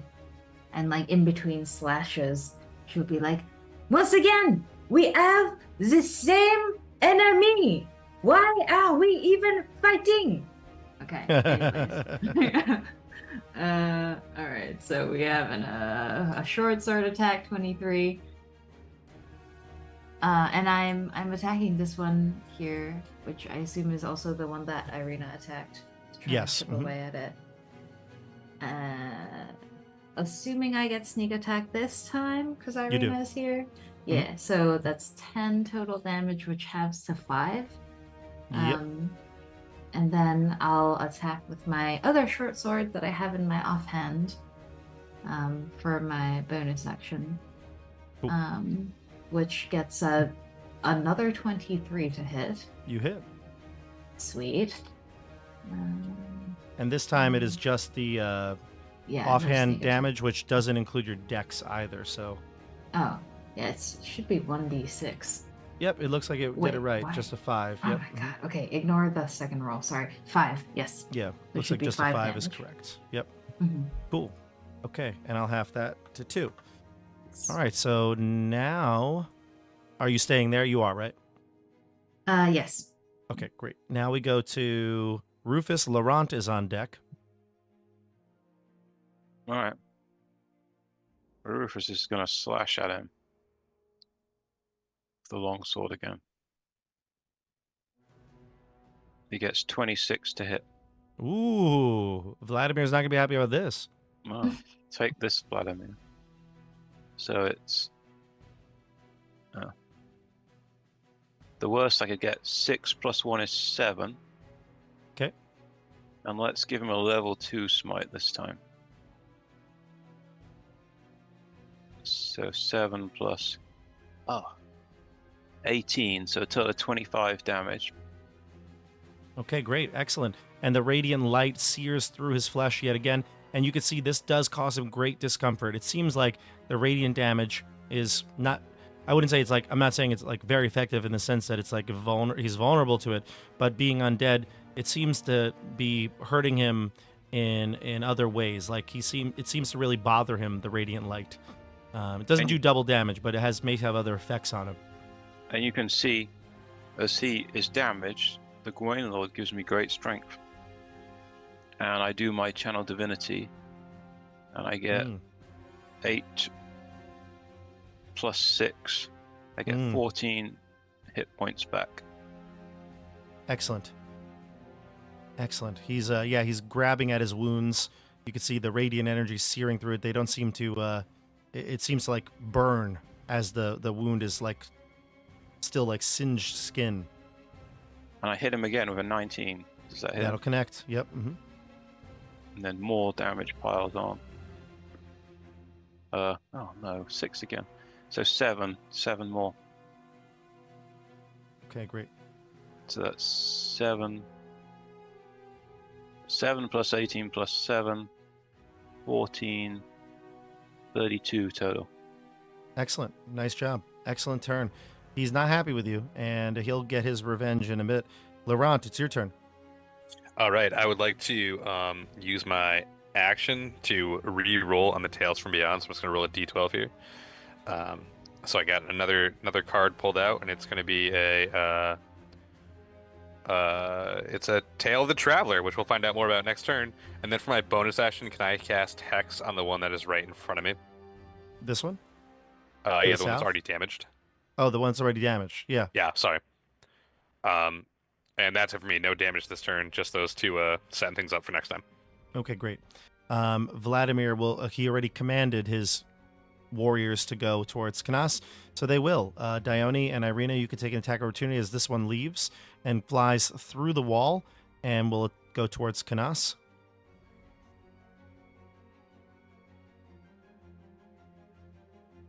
Dione, do you want to take an attack of opportunity? Yes, definitely. Sorry, I was Go for muted. Okay. Slicing and dicing. We got ourselves a nat 20. That's awesome. Good roll there. Go for it. Roll your damage. All right. Not including sneak attack. It does. It does include sneak attack. Irina was right there when he left. Yeah. All right, sweet. Thanks, Irina. So that's 21 total. I think it's 33 total. Yeah, 33 plus the crit. 12 crit. Yes. So 33, and then I assume that halves Yep. again. So it'll be 16, but you have bloodied, the equivalent of bloodied. You know, it's not a blood coming out of it, but it looks like its ties to this realm are weakened. Aha! All right, excellent.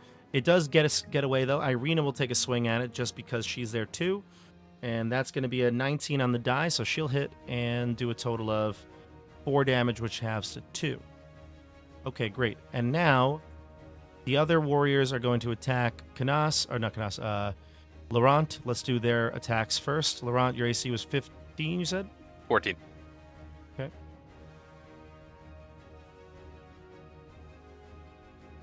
All right. So it looks like we've got 1 hit so far from the first one for 11 force damage. Oof. 2 from the second one for a total of 18 damage. 2 hits or 2 to hit? 2 hits in total. And Darn. sorry, from that creature, it was 2 hits, and it did a total of 18 damage. Did you get that one? Yeah. Okay. And the last one hits you once for 8 force damage. Oh, come on. Darn. That's I'm knocked out. Then There knocks goes you my out. hex. Okay, great. Yeah. Excellent. Ooh.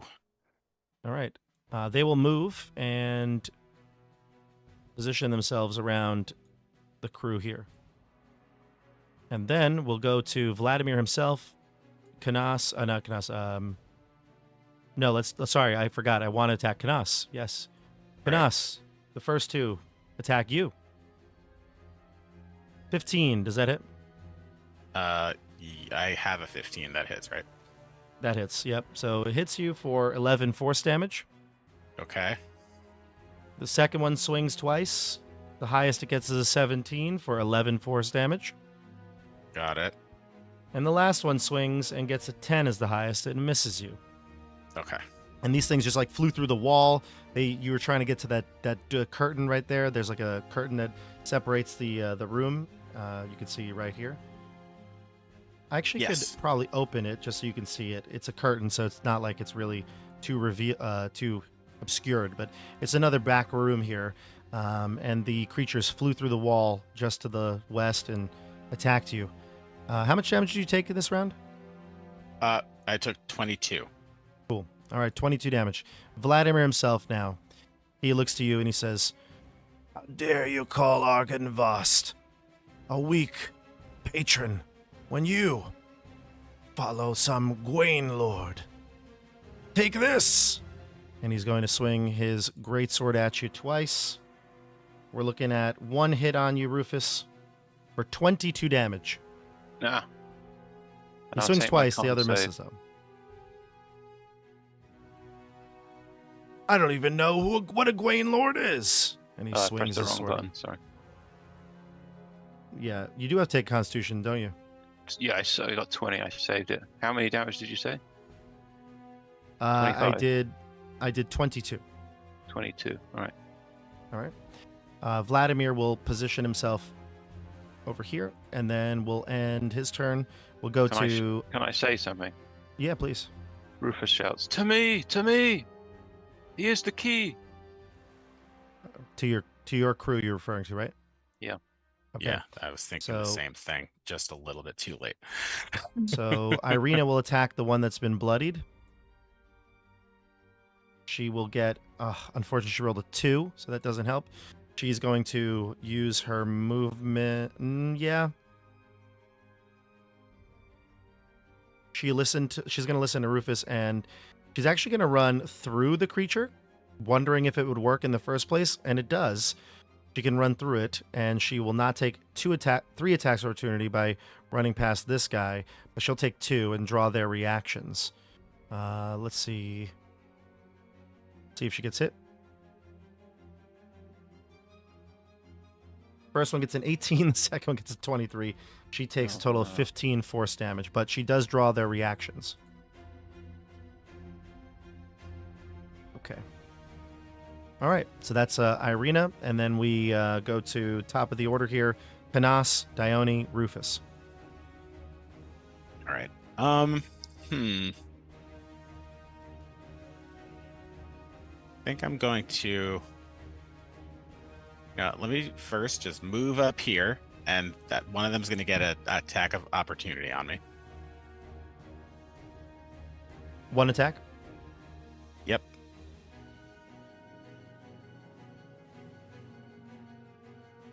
A crit. Oh, no. 17 force damage. Sorry. Okay. Well, Wow. that's okay. That tells me what I need to do now. Hold on. It swings its spectral sword and clips your leg right as you're about to escape. The rubble made it just a little difficult to get away. Okay. Well, after I've taken all of this damage, I need to use a healing light.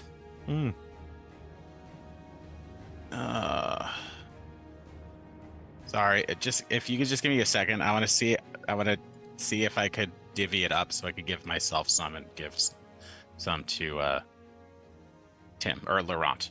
Sure. Do you want me to I'll go do to that. Dione? I'll do that in a second. I'm gonna have Yune start flying towards here. So 1, Okay. 2. Which ones have already used their reactions? That one that Yune is next to the right of Dione, and to the south of Dione. Okay, 4, 5, 6, 7, 8. Perfect. I'm going to have Yune use her action to help. Oh, okay. So the next person who attacks Vladimir will get advantage. Cool. Oh, wait, actually, sorry. Can use my bonus action to attack as well.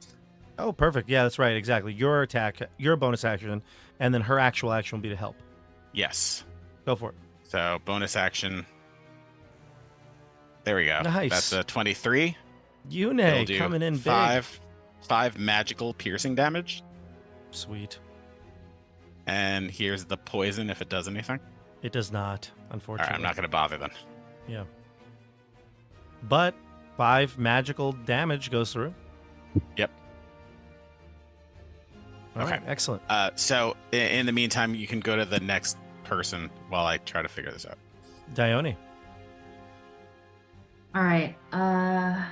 Dione is going to cast Tasha's Hideous Laughter at... Wait, I guess this dude is probably intelligent to some degree. He seems... He's intelligent, but you got the sense that he is also undead. So it doesn't matter.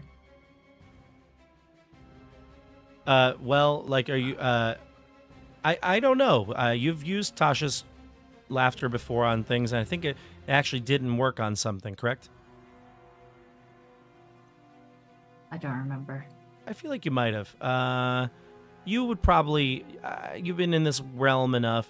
Things that are undead usually aren't going to be charmed or some types of things like that. It can't... You would probably get the sense that it couldn't... It wouldn't... The effect of Tasha's would only work on something living. Okay. All right, sounds good. In that case, I am going to cast something else. I'm going to cast Enlarge. I want to be extra chunky. Okay. Yes. So I don't know if you want to like change my Oh. yeah. All right. Right. I'm chunky Dione now. So probably like the same height as Laurent and Rufus at this point. I'm But, imagining the Stay Puft Marshmallow Man. Perfect. Right, because like the circumference, Yeah. the diameter has also expanded proportionally with the height. Yes. So now it's like, right, it's like eye to eye with the rest of you, but like alarmingly wide. So yes, here we go. And Dione is just gonna start swinging wildly and kind of trying to trundle through. I guess I would take a couple of opportunity attacks and come on over to try to hit this guy. You actually don't take any because Irina drew their attacks, remember? Ah, sweet. All right. And your Cool. first attack will be with advantage. Amazing. Oh, yeah. And you're big, so you add an extra D4 to it. All that good stuff. Yes. Wow. I guess being big is not the worst thing in the world. All right. How does Sweet. Dione sound when she's bigger, though? Does she have a deeper voice? What changes when you grow? What changes? Yeah, I guess her voice would be deeper. Oh, take this. I can't do a deep voice. Whatever. That was great. But- Thanks. I love You stupid old man. And here we go. Oh, wow. 10. With advantage, Dione- remember. Advantage. With advantage. Okay, 'Cause of Yune. sweet. Wow, even Oh, worse. God. Or not worse. Barely, but Dione was feeling way too full of herself. Does a 12 hit? You've had too many croissants. It's not Clearly. working. But you have a bonus offhand if you'd like. Yes, I do. Does this one have advantage as well? I don't think It does so. not. Oh, actually, no. No. Your enlarge would have been that, right? I think your What enlarge would have been? would have been that, the bonus action. Oh, yes. Oh, never Yeah. mind. Right. Okay. But So either never way, mind. would have missed. Yeah. Uh-huh. But you're Okay, I just got there. really big, and now I'm looking at him, like right in his face. You're large and in That's- charge. By the way, That's- I cannot. I can only heal one creature, and I would heal myself. Ah, okay. Gotcha.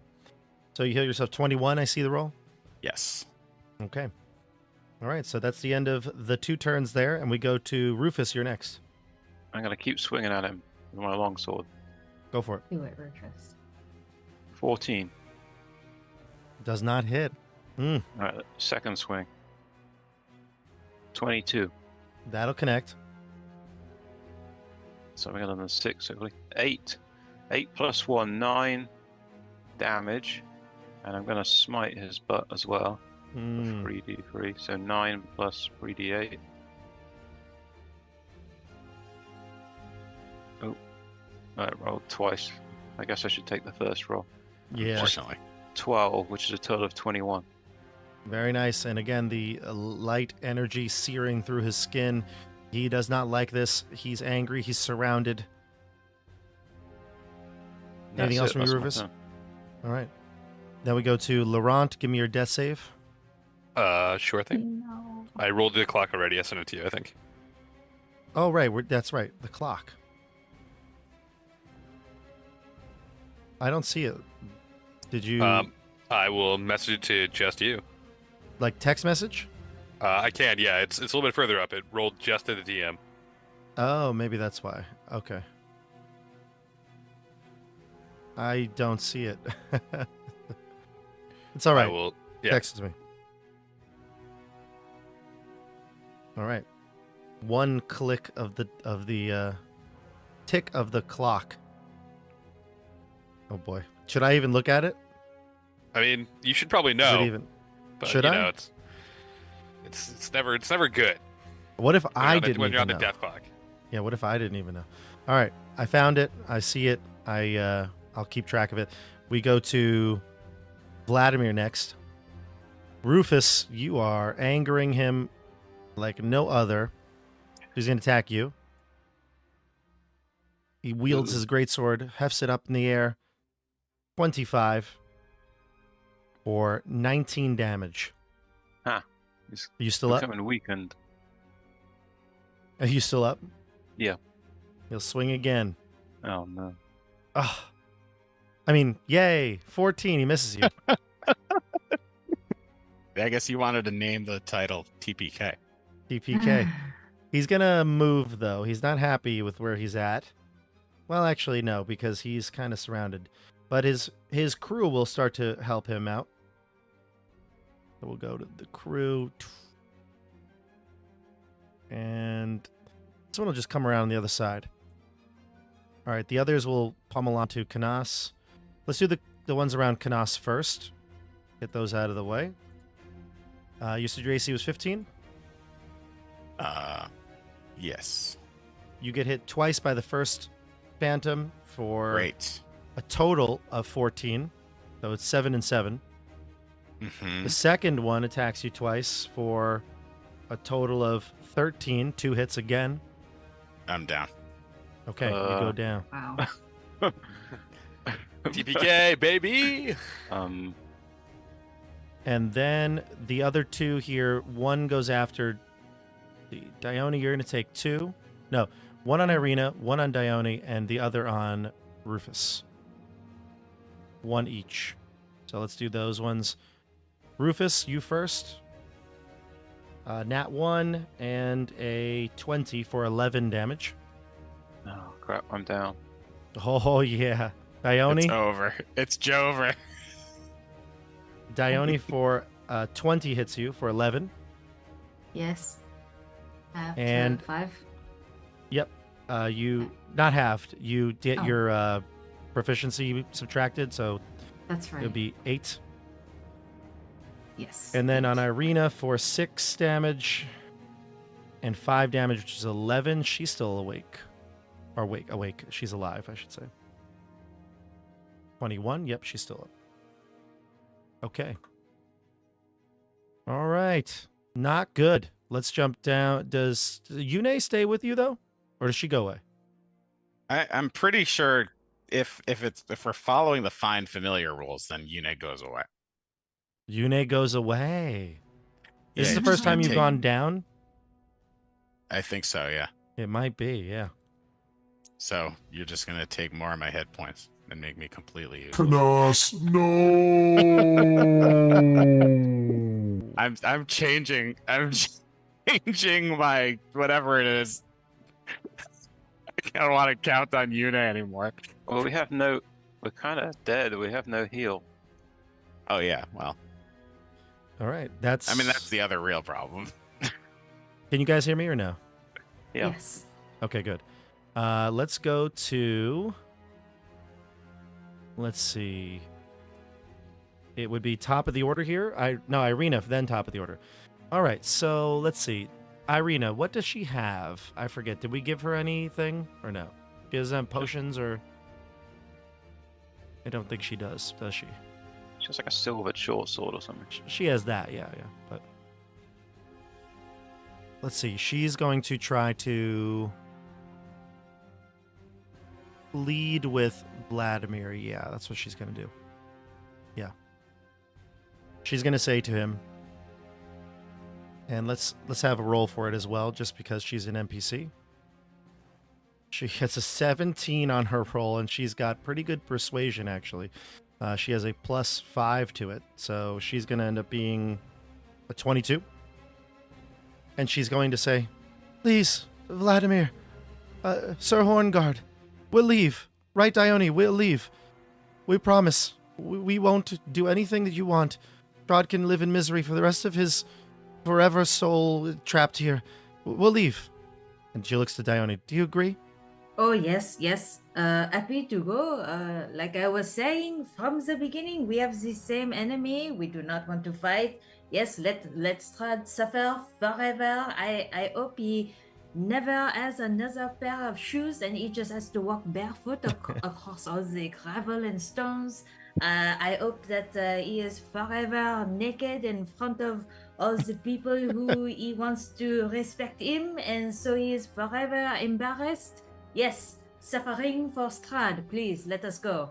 And Dione will start to gather up the bodies of her friends and sling them over her large shoulders. May we leave, please? He just kind of cleans off the blood of his greatsword and sits back down on his chair, his throne, and he just kind of waves his hand at you, disgusted by your presence. And as he does this, you look back. While Irina's words definitely made him pause, you can see that there's a creature behind you standing in the archway looking at him as he walks away. The creature doesn't actually look at you. It's a humanoid, longer flowing hair, clearly an undead like Vladimir. And I'm going to show you a picture of this, actually.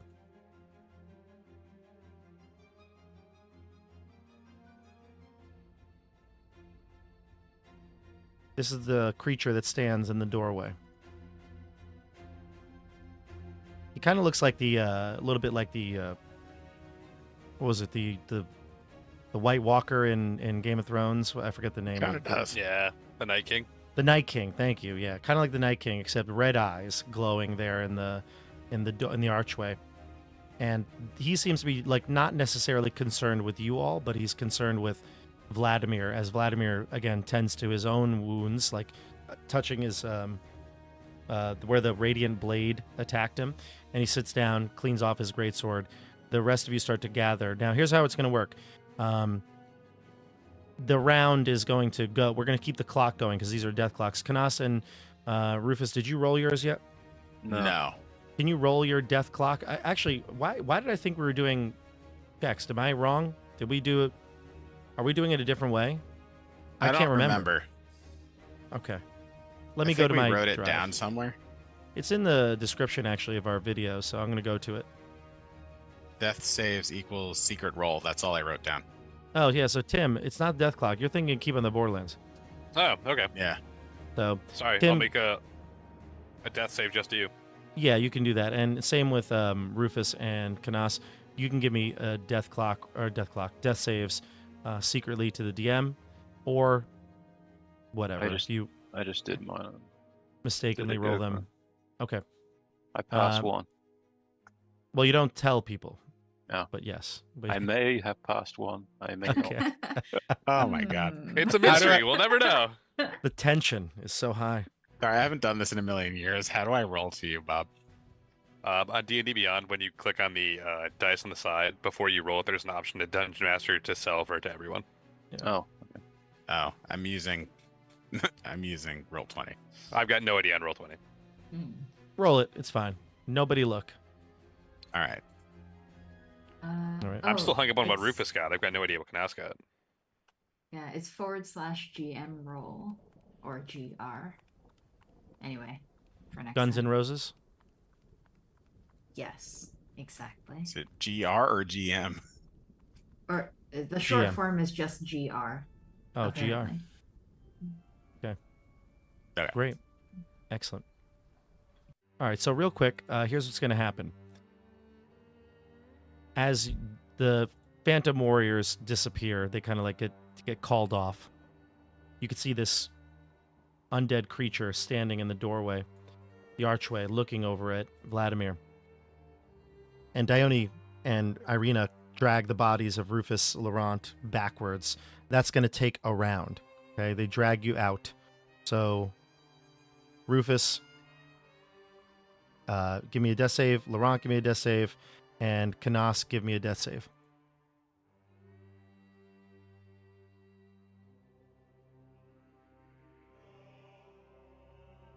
Oh, Okay. I got a nat 20. Back up with 1 hit point. Perfect. Even better then. That's actually huge because you can lay on hands at this point. You can give a lay on hand point to everybody. Laurent looks like he is starting to turn for the worse. If you'd like to heal both him and Canas, there's no need to make rolls past this. Oh. Yeah, definitely. I see my people are in need of me. Mhm. And I'll each of them get 5 lay on hand points. Great. And probably the And I second also thing give you notice. myself Oh, 5. go ahead. Well, hold on to yourself for a second. Oh. The first thing you would notice is, of course, Irina. She's kind of over your body, and she looks and she's like, Rufus, you're alive. Yes. He could not. Where has he gone? What has happened? Forget about him right now. Forget about him. You're okay. And she gives you a big hug. Canas, Laurent, you wake up from the hit point that was given to you. And standing within midst of your group, kind of stoic, looking out towards Vladimir, not really paying attention to you, is this undead creature. Stands about like just over 6 feet tall, lanky, scrawny, long flowing white hair. The picture I showed you before with the red eyes kind of looks like the Night King a bit. You could see parts of his flesh peeled off, decayed. He says to you in a similar voice, like a groggy, throaty voice, like Vladimir.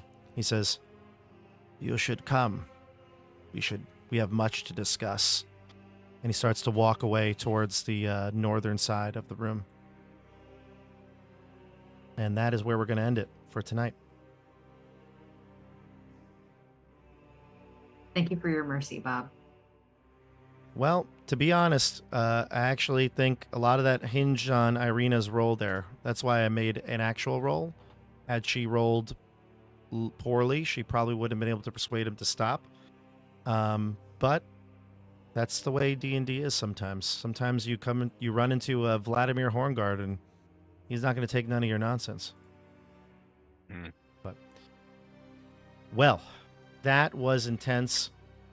Let's see what happens next week and who this guy is who's come to you. Seems to have a lot of important things to tell you and seems to know Vladimir pretty well. And until then, though, check out Vecna, Eve of Ruin this Thursday. That's going to be an awesome one. Michelle, we revealed it. Michelle is on it. And then next week, we'll be back for the next episode of Curse of Strahd, part 2 of Argynvostholt. We will see you on the tabletop. Have a good night, everybody. Bye. Bye.